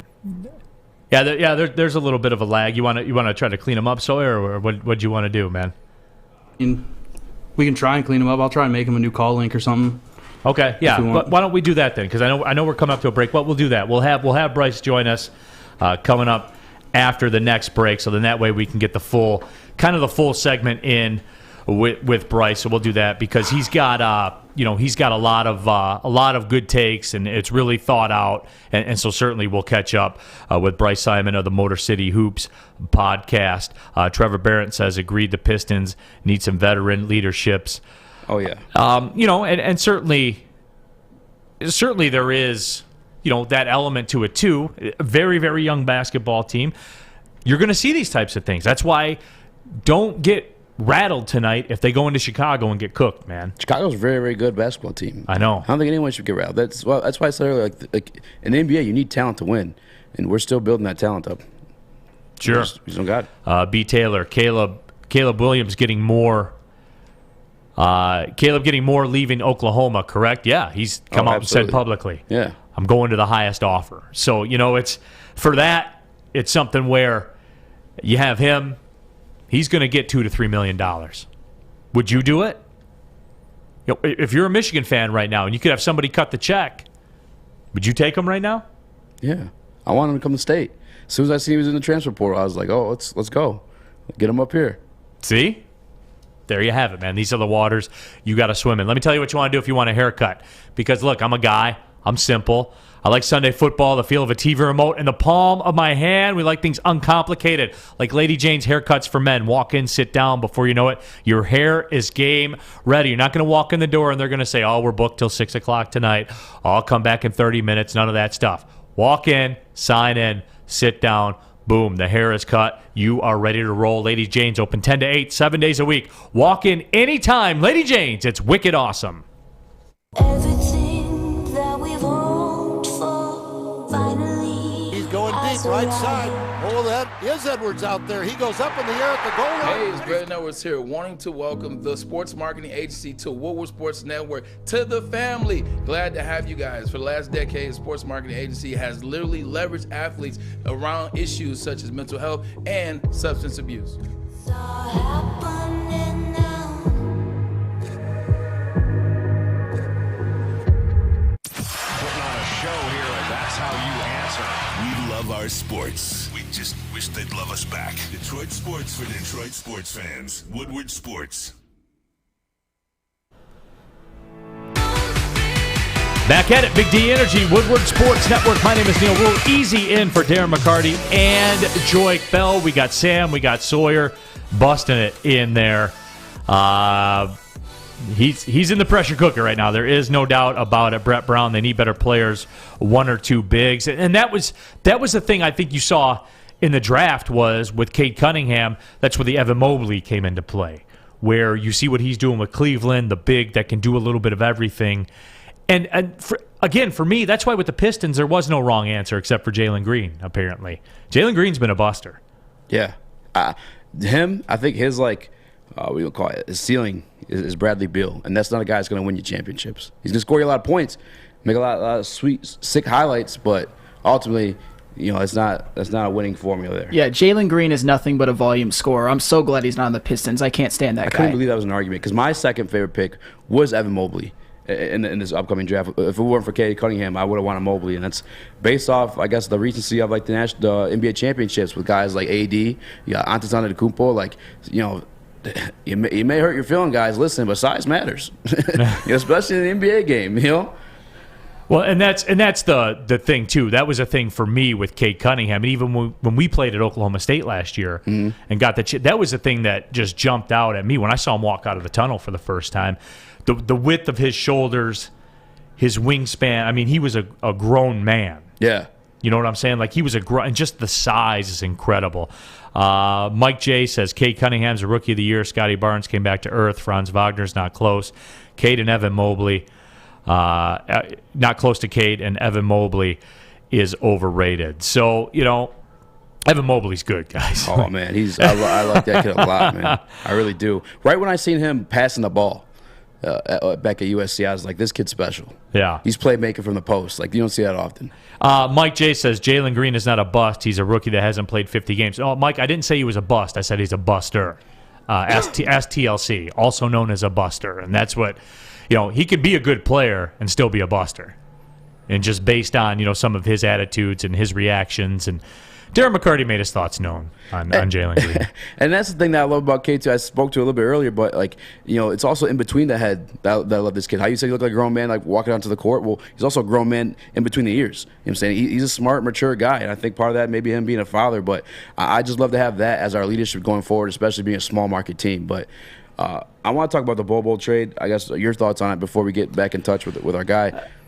Yeah, I mean, it's a free spin, right? And I know Ball's coming up to that restricted free agency year where you'll have to make a decision on him in short order, but you can throw him out there, and the usage you can put him through, you can find out. And we've seen flashes from Ball, and certainly at 7'2", he's intriguing. He can step back. You see these highlights of him dribbling the basketball, taking step back threes, and knocking them down. That's fun. That's a lot of fun. So. It's for me, it's just pretty simple in that you're not giving anything up for them. Yeah. You're not giving up a ton of draft capital. You're giving up a second-round pick that's going to be in the 50s. You're giving up a guard that didn't, figure into your long-term plans. Yeah. Why would you not take a spin and say, hey, we got this dude for 40 games. Let's see if he can play or not. And guess what? If he can't, you just move on. 1,000%. And one of the darlings of the NBA draft this year is Chet Holmgren. And what are the things he does? He's a long guy who can spread the floor, knock down threes, and play defense. But guess what Bull's showing you? In the NBA, by the way, limited time and limited minutes in the games he's played, although he has the reigning MVP on his team, but he can do the same thing. He stretches the floor. He can play defense. Now, the only question is, why isn't he seeing the floor as often? And I get, Jokic's over there and whatnot, but like that's the only question. I think we'll find that out here because we're young enough, and we don't really have any fives on this team, no true fives. Yes, Isaiah Stewart is like a rough and rowdy five, maybe like similar to Ben Wallace, although like you can't really compare him because he's a Hall of Famer. But we finally have some size with this guy, and not only the size, but he can also stretch the floor. And when you have a playmaking guard like Cade Cunningham who's going to get you your open shots, that's what you want. And I'm just hoping Bol. I'm excited for what he can be, man. Like again, if you guys like Chet, then you should be excited for Bol. Just a test run. He's on the same coming too as the rest of our team too. Only 3 years in the NBA. Canuck Duke says Bol is a lottery ticket, good at least for getting another big that can stretch the floor. And that's what it is, dude. It's a free roll for the Pistons, and you can't hate that move. You can't hate what they gave up. You can't hate the return. It's just you can do these types of things, man. Yeah. What do you have right now if you're the Pistons? You know what you can hate is Dwayne Casey who doesn't play him though. Just saying. They didn't bring him here to just they're gonna see what they got with him. I hope so, man. They're gonna see what they got with him. Yeah. The absolute worst he could be, in my opinion, is another Thon Maker. But there's no risk. That's the thing. But you've seen what he can do in very small flashes. So the upside, it's like a lottery ticket, like the person in the chat said. Right. Mike J says Seku's rolling over in his NBA grave. Sekou had a better career and wasn't truly given a chance. Wait, you talk about like here or in Brooklyn or in LA or in. Like where did he not get the chance, Mike? I'll wait for that. Yeah, on top of that too, there's a COVID pandemic outbreak spread around the NBA where we've seen freaking Joe Johnson get a 10-day contract. Seku's worth a poop. He'd be in the Kiefer Sykes out of Green Bay, Wisconsin, in the Horizon League's running in the NBA right now on a 10-day. Like stop that. The Sekou stuff drove me crazy when he was here because he's not seeing the floor for a reason. I hope that's not the case with Bol coming from the Nuggets because he didn't get a lot of PT over there. Yeah. Austin, Lord Apollo 17. Pistons are currently the joke of the league. Why though? I don't think they're the joke of the league. I mean, you have guys like. I think we have to remember this too. Think about that roster 2 seasons ago. It's completely been flipped. Yeah. And yet, Troy Weaver's had to do that on the fly. And there's not a bunch of long-term commitments or anything like that. Remember too, like just the cap situation that the Pistons are in. And I know it's different because in the NBA, you have to be, a destination city. That's a thing. That's a thing that we were always told. You have to be a destination city in the NBA. But remember, Blake Griffin's got $30 million on this cap still. I love everything Troy Weaver's doing, especially considering, again, I don't know if I hammered this enough, but the small market factor. Detroit, we aren't going to get the flashy guys. We're not going to have the biggest. We're just Detroit, bro. We're going to have to do it through the draft. We're going to have to do it through smart plays, smart trades. Well, I think you'll have to see the Joe Dumars model, right, where you clip a trade here, you clip a trade there.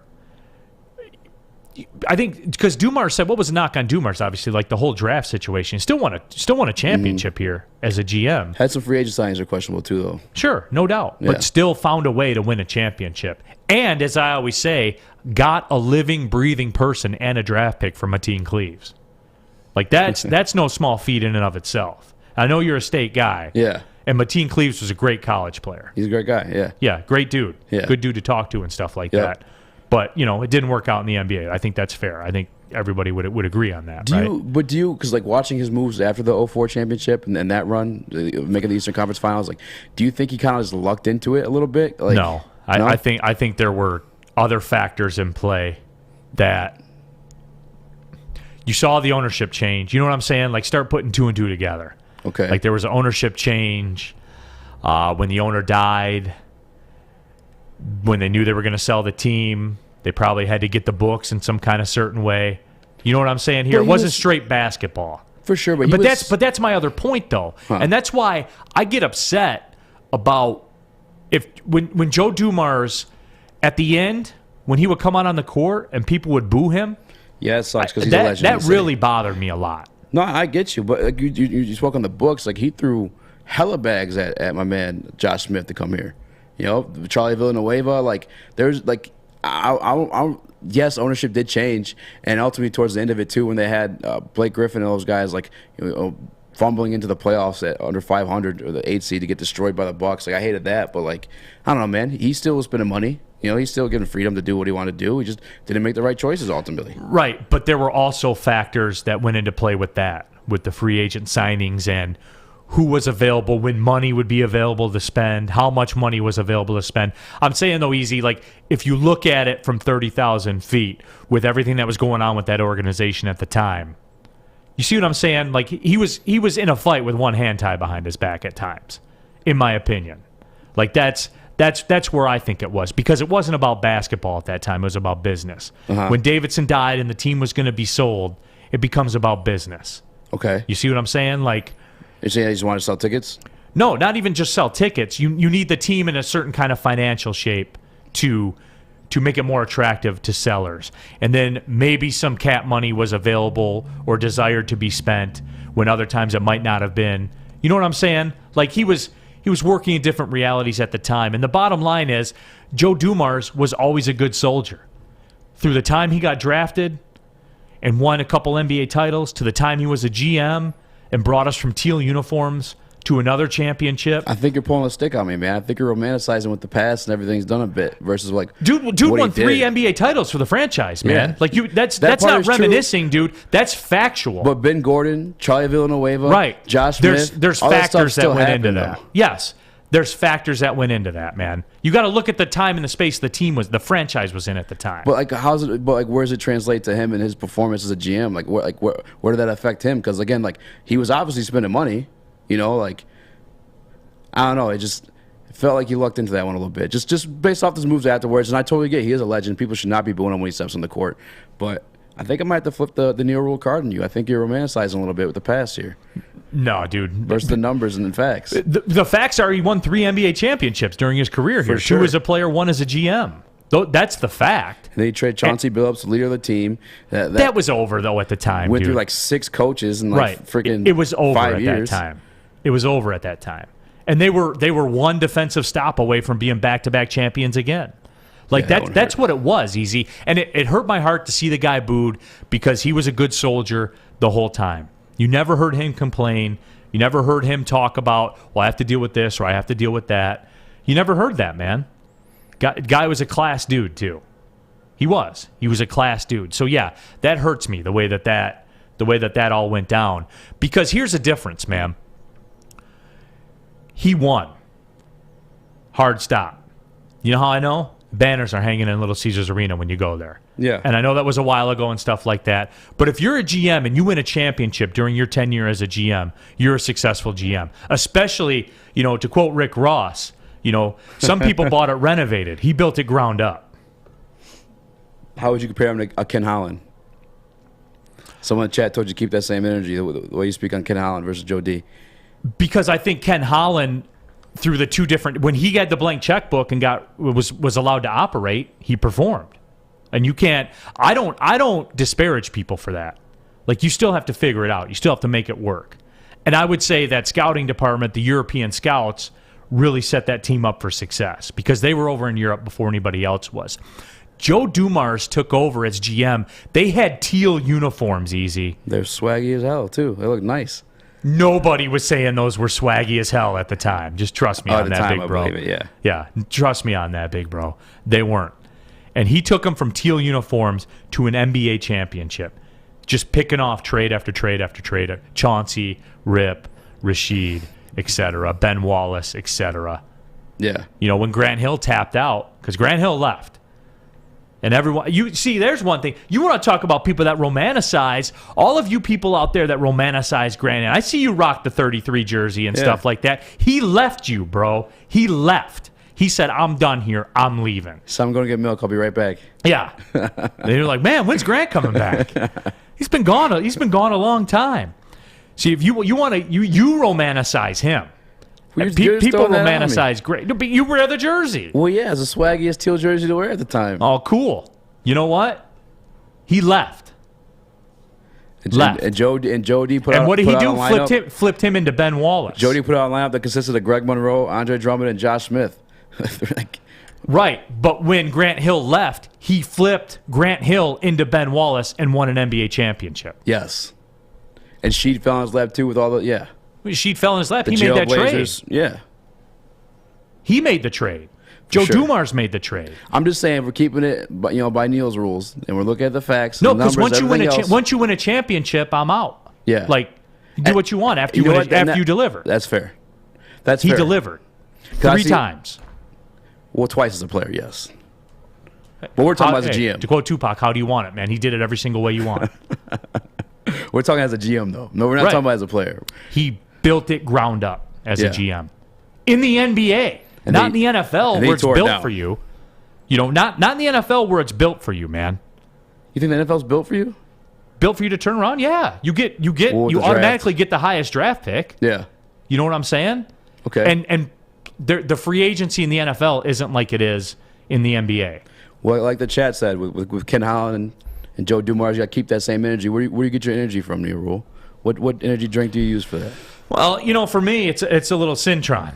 That's what I like to do, because Cintron is an aspirational lifestyle beverage brand with a line of sparkling flavored energy beverages, premium bottled water, and revitalizer shots. It's the official energy drink of the Red Wings, proud partner of the Detroit Pistons, exclusively served at Little Caesars Arena. If you're looking for premium ingredients, long-lasting energy, balanced hydration, essential vitamins, and great taste, Cintron is the top choice. Follow them on social media at Cintron World. See all the inspiring things they're up to. They're empowering women, supporting entrepreneurs. Find them anywhere from hockey games to concerts, also charity events as well. Buy online at CintronWorld.com with the promo code RedWings10. Save 10% with shipping included. Proud to have Cintron World on board here at Woodward Sports, premium beverages for your lifestyle. Hi, I'm Kay Cunningham. Working with Hall Financial to purchase my first home was easier than I could have ever imagined. They treated me like family from start to finish. Find out for yourself at callhallfirst.com. Fellas, football season is here. It's time to make your grooming experience easy like Sunday morning. Get to Lady Jane's Haircuts for Men. Walk in, relax, watch your favorite team play, and before you know it, your hair will be game ready. Get to Lady Jane's, open 10 to 8, 7 days a week. Walk in anytime. It's wicked awesome. Start your new year with a new network. Woodward Sports Network is here. Back at it here, Big D Energy, Woodward Sports Network. We'll get that rescheduled. Bryce Simon of the Motor City Hoops podcast. He was having some firewall issues, I guess was a word on it. Those damn firewalls, bro. You gotta get VPN. Bro, come on, man. You gotta get shifty out here, or swifty. How they say it, sorry? Swifty, yeah. Mike J, we got lucky with Ben Wallace. Nobody saw Ben coming. Well, Joe Dumars did. He traded Grant Hill for him. I just feel like as a GM, he lucked into that one a little bit. Okay, so whatever fits your narrative was luck. Yes. But you count everything else. Well, it's not luck because there's the whole rest of his resume too. It's more than luck. It's not narrative. Like you said, it's facts. Facts are facts, man. Right, facts are facts. If they muddy the water, it is what it is.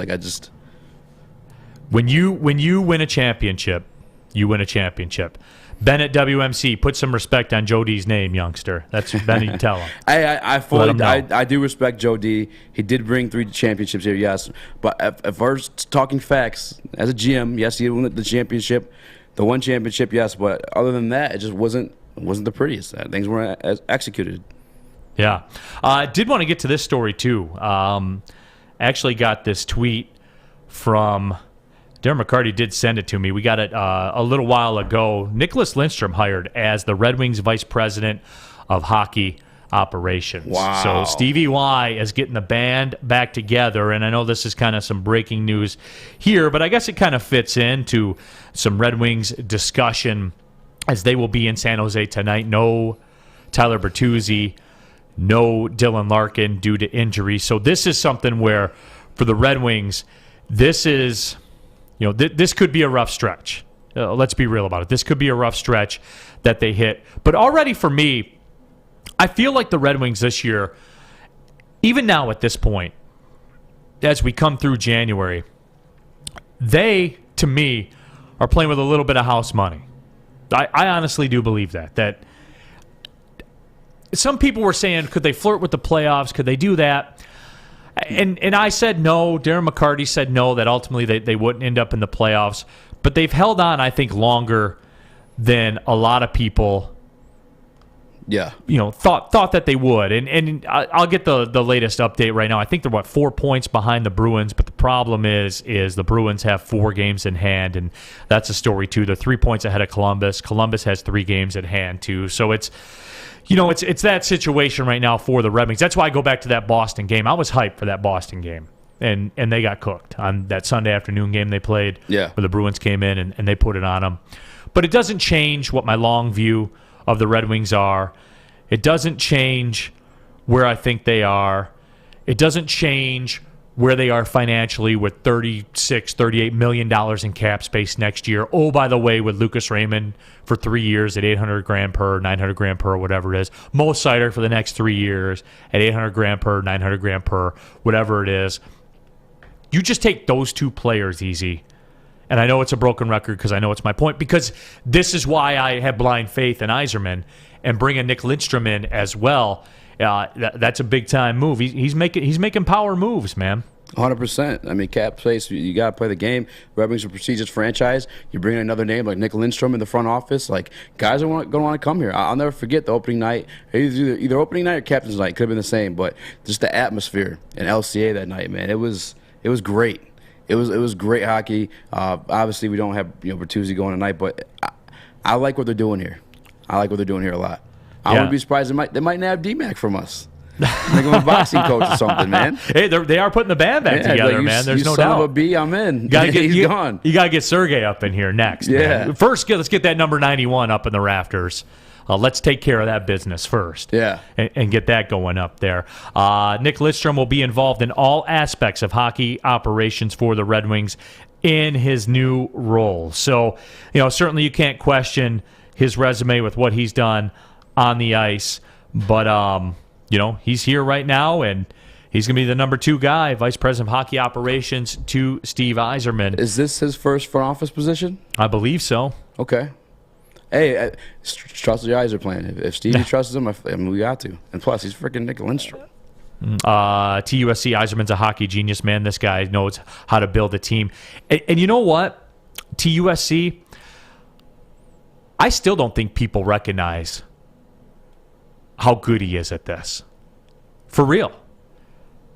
And Sawyer, every time I talk about it with Sawyer, he's amazed. Like when I saw you out of the corner of my eye, Sawyer, when I'm running through the Mo Seider contract and the Raymond contract and the cap space and everything like that. Like you can't build a video game team like that. No, not at all. I mean, it's awesome.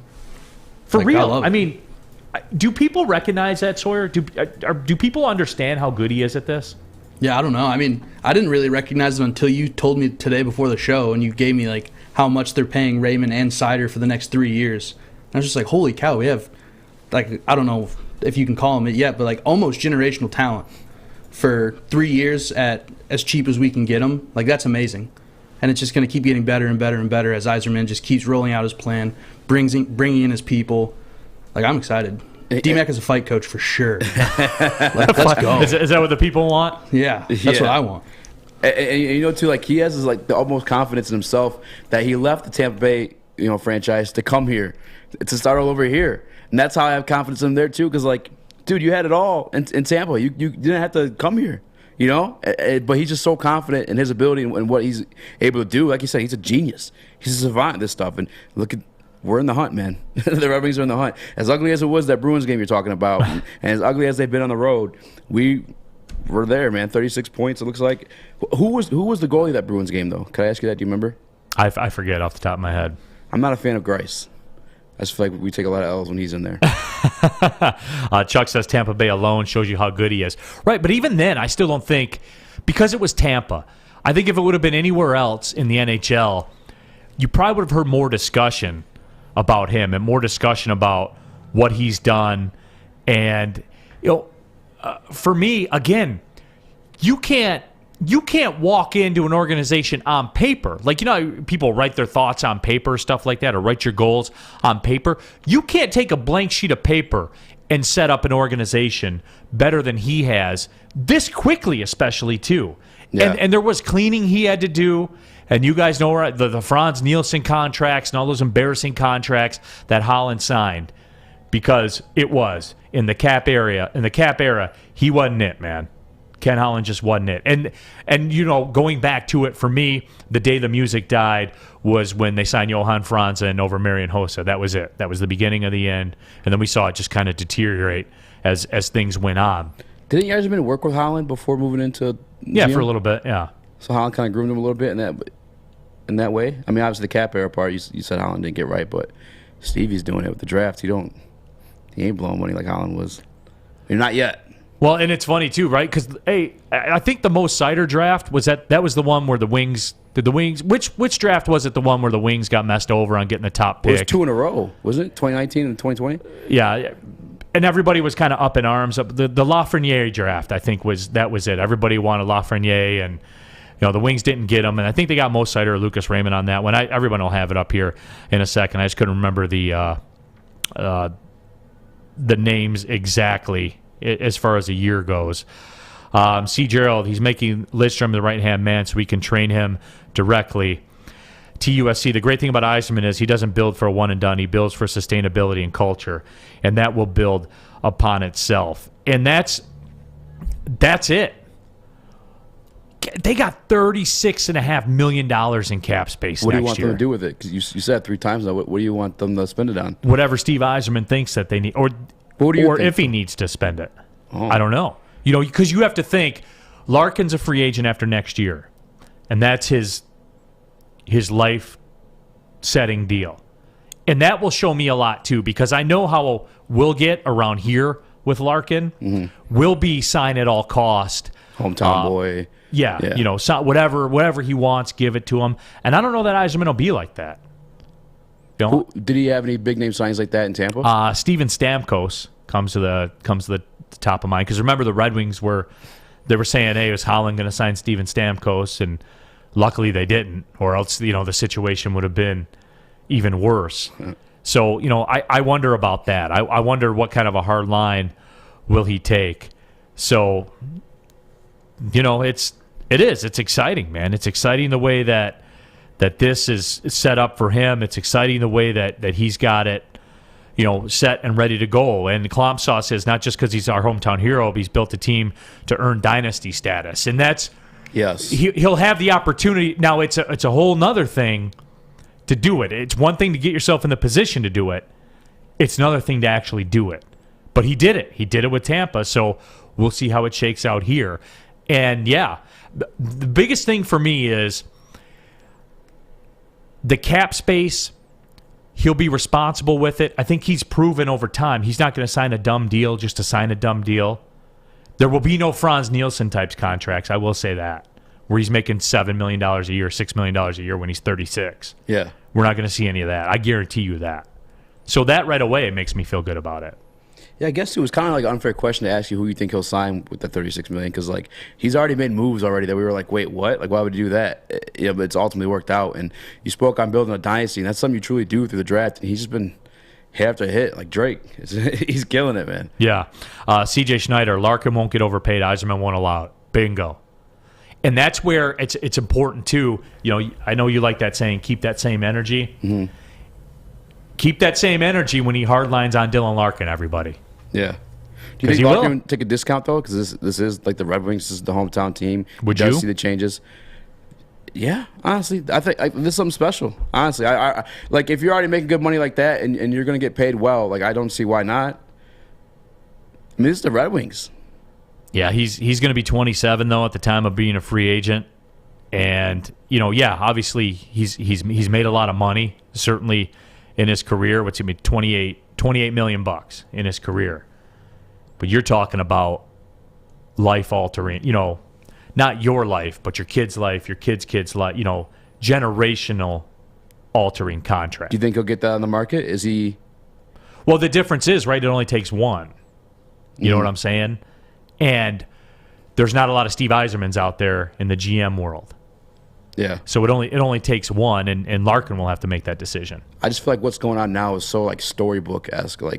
It almost would just, I don't know, I don't think it would sit well with them. It wouldn't sit well with me if I left what's going on here in Detroit right now. Granted, I'm a hometown kid too. I don't know. This is my opinion. I'm also not being offered that amount of money. Yeah, and one funky Lions fan, 27 years old, probably the last chance to get his bag. And that's my point, too. And you know how the NHL rolls, too, right? These cats are signing 12-year deals and 11-year deals and all this kind of crazy stuff where, that's it. And there's some talk, too, about, in the YouTube chat thread, about the cap situation. Chuck says he's the one who put Tampa Bay in cap hell, so I hope he's learned his lesson. But that was the Kucherovs and the Stamkoses and the cornerstones of championship teams, Stanley Cup winning teams. He's saying cap hell, but they just won a championship. Like, I'd take no, cap but you hell said no. Joe Dumars did that. No, you had a big problem with Joe Dumars, so you'll probably feel the same way about Steve Yzerman, right? No, I'm talking about just simply from his performances as a GM.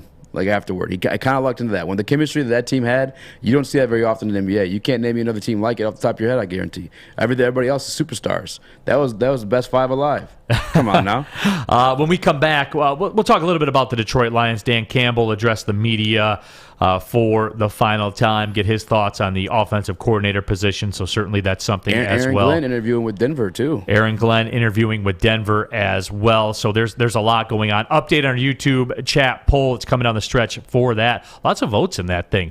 Which season would you rather have? The Lions 3-13-1 or the Colts at 9-8 losing to the Jaguars? Traded away your first-round draft pick for a quarterback that failed on the biggest stage. 81% of fans here would rather have the Lions season. We'll come back with more. It's Big D Energy right here on the Woodward Sports Network. 6 dark corners, a driveway and a patio, 5 windows that could become doors. Every house has unique security challenges. Guardian Alarm has more tech, more team, and more ways to help keep them all safe. Get a professionally designed and installed security and smart home system from Guardian Alarm. Sign up today and get a free video device. Guardian Alarm. Smart, right from the start. Call 1-800-STAY-OUT. No off season for us. We're talking sports 365. Detroit Sports Network. Woodward Sports.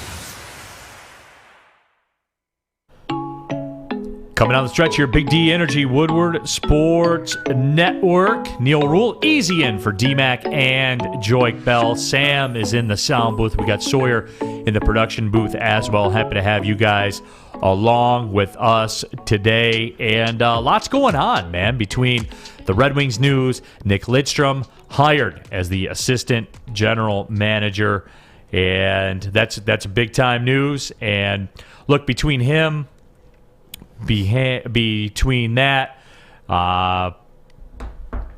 Chris Draper, obviously, heading up scouting as well. The band is back together. But more than that easy, there's production behind it. You know what I'm saying? Yeah. Like you can see it. It's tangible. 1,000%. It's just something where you have to be excited. And not only for the reasons that we've talked about before, the financial reasons, the cap structure, all that stuff, just for the reasons about who's in place. And certainly it makes you feel better, too, when the guys that you know were dominant players and built a dynasty, a hockey dynasty that lasted for a very, very long time. You know, when you have those guys in the fold, certainly it's something where you know that they'll do some things. We are out. Darren McCarty scheduled to join us coming up in just a little bit, so we'll get his thoughts on that. We're kind of calling an audible on the fly with the breaking news. We'll get DMAC's thoughts on Nick Lidstrom being named the vice president of hockey operations. Yeah, what do you think his feelings are on that? He's probably like tripping balls a little bit. Well, yeah, man. Like, how could he not? Those are his dudes, man, that he went to battle with. What coaching position do you think DMacc would fill out outside of, like, obviously like a boxing or fight coach? That's what the people want, I'm sure. They just want him as the resident fight coach. Yeah. You know what I'm saying? Just get these guys in here as a resident fight coach. AC says maybe Yzerman can con McDavid off Edmonton. Clomp Sauce, Kenny Holland should just do us a solid. He should. The boys getting back together and made his career. Yeah, you owe. Yeah, throw us a bone. Yeah, you owe. And that was the thing, too, with, you know, for me, with Ken Holland getting that Edmonton job, That was a bit of a sketchy hire for me with Edmonton bringing in. And I know that's blasphemous to say because he did deliver, but I chop up the Ken Holland era into two different entities. There's pre-cap Ken Holland and there's post-cap Ken Holland. That's what I'm doing with our boy Joe D. Chopping it up. What do you mean? Just like what he did with the 04 got the roster and 05 guys versus what he did afterward. And they wrote it out till about 08, 09. Yep. Like they wrote it out. Yep. Same guys. Nothing Wrote it out and then it was the end and then they had to pull the plug. Yep. And after that it was madness. Well, like I said, there was factors that were involved with that. But what is the Connor McDavid deal, by the way? All right, so what do we got? We got yearly cash this year at $15 million. He's $12 million next year, $11 million after that, $10 million in 24-25. I'd pay him that. And $10 million in 25-26. So I'm here for that guy. Yeah. All right. It is pretty friendly. I'm just saying. Then Connor McDavid will be a free agent when he's 29. I will say this, dude, and I've said it on this show, I've said it on social media, I've said it everywhere. Connor McDavid's the most dominant athlete in North American sports in terms of being at number one as the best player in the NHL, bar none. There is no debate. There is no discussion. I won't have it. Yeah. We won't waste the time on it. To the number two player, the second best player in their respective sport. The gap between Connor McDavid and the second best NHL player is greater than any other gap in North American sport. In the NBA, between the best player and the second best player. Yeah, that's fair. Baseball, everywhere. That's fair. It's the greatest. And all you got to do, if you took the jerseys off the guys and they had no numbers and you didn't know what team it was and they went out there and skated, you would know who Connor McDavid was, even if you never watched hockey in your life. You would know. Gave me a weird visualization there, but yeah. Like if they didn't have, colored jerseys on. I'm with you. I'm messing with you. Come on, easy. I know you're a young buck and everything, but, come on, brother. Come on. Let's talk about my Lions, man. What do you think about Aaron Glenn interviewing in Denver? Are you nervous? You think it's just part of the Rooney Rule? They're just knocking that one out? I don't think it's part of the Rooney Rule. I think it's part of the rule of if you're a GM and you want to hire a coach, you want to hire a good football coach. Mm-hmm. And, is it where with Aaron Glenn, and I think that's the ultimate compliment to what the Lions have done this year. And what's the one thing, when you talk about the Lions, everybody always says they play for this dude. They play for that dude. Right? That's the discussion everybody says. For whatever reason, the Lions roll with him.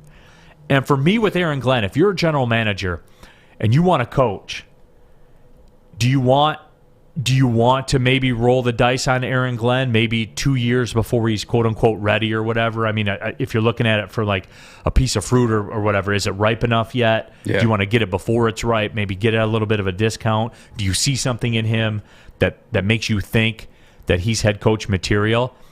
I think the way he deals with the media, the way that those players respect him, from what we saw too, the stuff on the sideline. Yeah.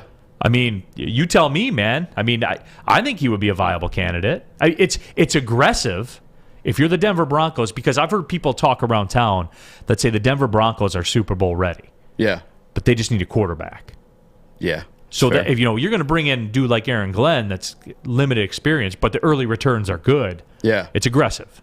And his prominence in coaching is obviously the defensive side of the football. So it's also kind of weird there too. But maybe they want to win like they did back when they had Peyton Manning when he was throwing ducks and they had that amazing defense. Well, I want to ask you this: are you nervous?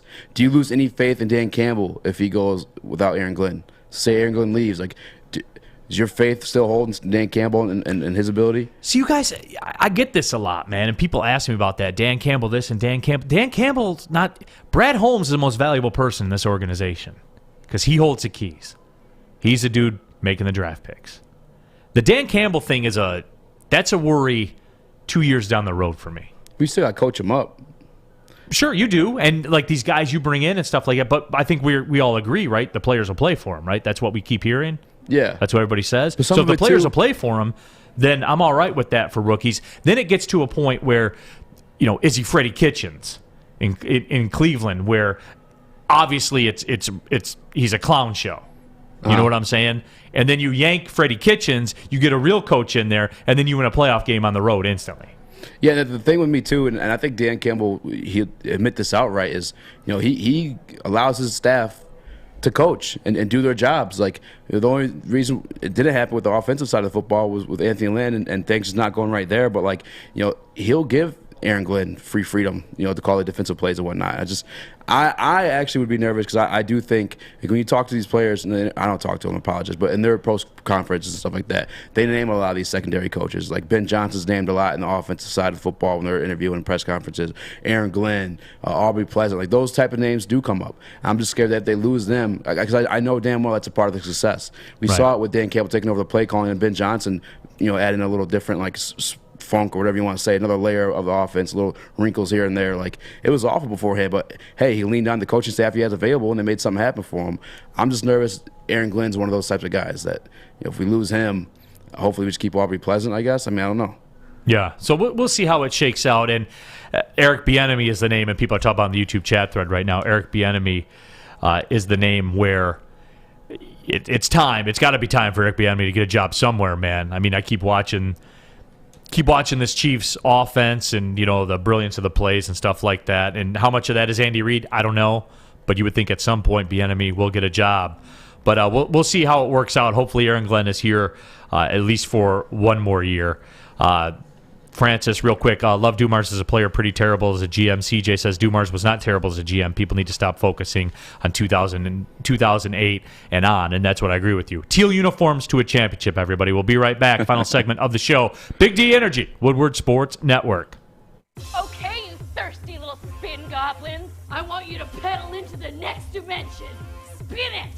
Spin! Spin! Uh-oh! Carmen's falling behind. Let's give her the hiss of shame. Spin! Spin! Spin till you bleed! Don't ride the bike of shame. Come to Planet Fitness and find your own lane with tons of equipment, free fitness training, and no hissing. Join today for just $10 a month. The pros know. Go! Listen Monday through Friday for Big D Energy Live on the Woodward Sports Network with Stanley Cup champ Darren McCarty, former Lion Joik Bell, and the silky voice of Neil Rule.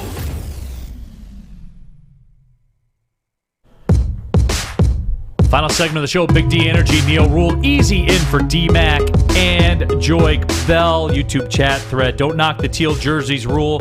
I had the Terry Mills teal jersey. That comes from beef. No, I respect the T. Mills teal jersey. But we've been talking about the breaking news from the Red Wings here today. Dick Lidstrom hired as the Vice President of Hockey Operations. And, of course, we're going to go to our guy, DMacc, Darren McCarty, in the house here today. And DMacc, what's going on, man? How you doing, Neil? Nice to see you. Sawyer, way to hook it up, brother, and easy. Don't get too comfortable, brother. What are we here about? You're looking good and great job anyways. And you know what? Quick point on what your conversation about Aaron Glenn. He's put himself in a position that I think that you see that players play for him. Now with Denver, you mentioned Denver, would he be a viable spot? That would seem to me that they need the quarterback, so that would mean they need the offensive guy in Bieniemy. I think that's the safe play is why Aaron Glenn might not get that chance, but I guarantee that what he did with his defense this year will not go unnoticed. And if you want to know why I got Baby Yoda in the it's pretty much like Nick Lidstrom. He just came home to the Red Wings. I got this puck downtown today. As you can see, it says, what's it say, Easy? For the Geyser listeners? Man. It says #Wiser Plan. Well, it says Wiserman, but it should say Wiserman. Right? Exactly. Anyways, I was downtown with Joe Kosher and Chris Draper from the Grind Line. They were debuting new bobbleheads. Actually, Drapes is the first one out next week in the game against Winnipeg to honor his dollar trade, which is technically dollar Canadian, so it's only like 67 cents. So, but we were down there. So my new bobblehead comes out the game against Boston April 5th.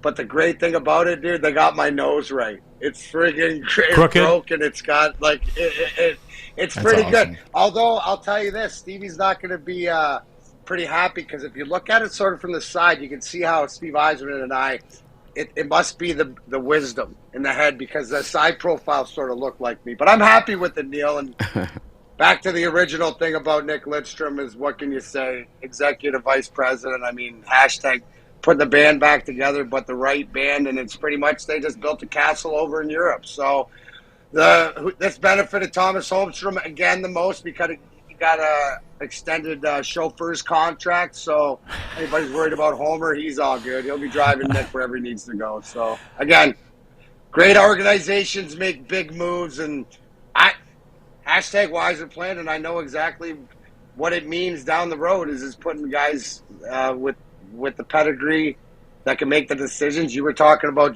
Joe Dumars as a player and as an executive. Well, who else would you rather have? Let's see. Steve Yzerman led Nick Lidstrom into captaincy. Might as well lead him into, the front office. They obviously work well together. They obviously know the tradition. It's a no-brainer. We were wondering when you're going to get the call, DMacc, when they can call you as the boxing coach, the fighting coach for those guys. Already in there, you got to remember, I'm the buffer between the fans and the team. I love my role. It's because I get to do things like this, introduce people to options as far as health and wellness, and so don't worry. They know they still let me in the building. I was just down there with Al Sabaka talking about barbecue and stuff like this. So it's all good. And this is the best part, Neil, and you know the way it is. And I was talking to our girl, Daniela Bruce, and we're going to have her on to talk about being the first Red Wing female amazing. to do the radio. And, we were talking about different things like that. But the vibe, right? The vibe in the building, and the new guys, when I hear Al Sabaka say the Siders and the Raymonds, they get it. They, appreciate this and that. The vibe, the band's getting back together, but it's the aura and it's the culture that we're all talking about. It's there. You feel it. What about this too, DMacc? I mean, when you bring up the Lucas Raymonds and the Mo Siders and things like that, these are the next, right? These guys are the next, and to put more banners up in that place, you figure these guys are going to be a central part of it if that does end up happening. Look, they know when Yzerman's in the building, when a Nick Lidstrom's in the building, when you're in the building, they know, right? And that's the one thing too, I think, with younger players, they have the ultimate respect for that. That cuts a lot of ice with them, doesn't it? Thing too, right? And we can't expect them to know. We can expect them to have known the name and things that happen. But can I really expect Pie Suter to know the history of the Detroit Red Wings and the Colorado Avalanche? No, but I expect him to want to learn, right? And I think it's just the openness. Some of us come to this organization differently. You look at Dylan Larkin, he's a hometown kid, just like I'm the step kid, but that's ingrained in us. But some other kids from across the way, it's just wanting to be a part of it. It's just like the Michigan culture, the Detroit versus everybody. It's the same thing. It doesn't matter where you're from.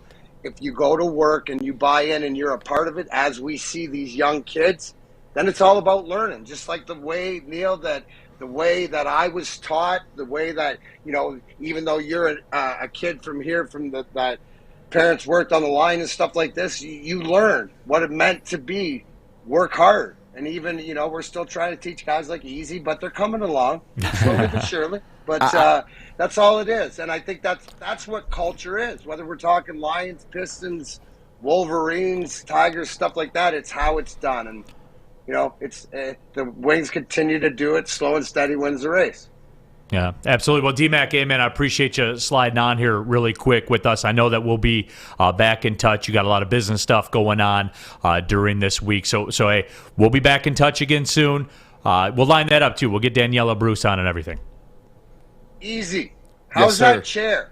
Did the thing fall down yet? Yes, the damn 100%. thing fell. Yes, yeah.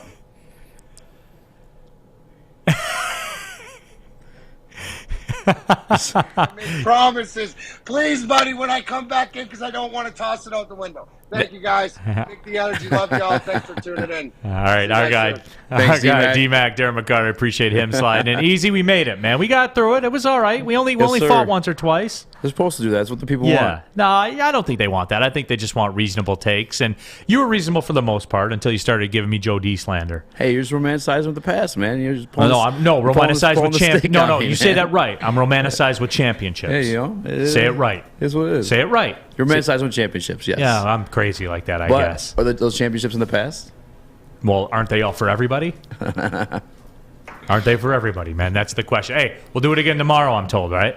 Yes, sir. Yeah, all right. We'll run it back. We'll run it back tomorrow. He's easy. My name is Neil Rule for Sam and Sawyer. Appreciate y'all checking in with us. It's Big D Energy on the Woodward Sports Network. Well, see you later.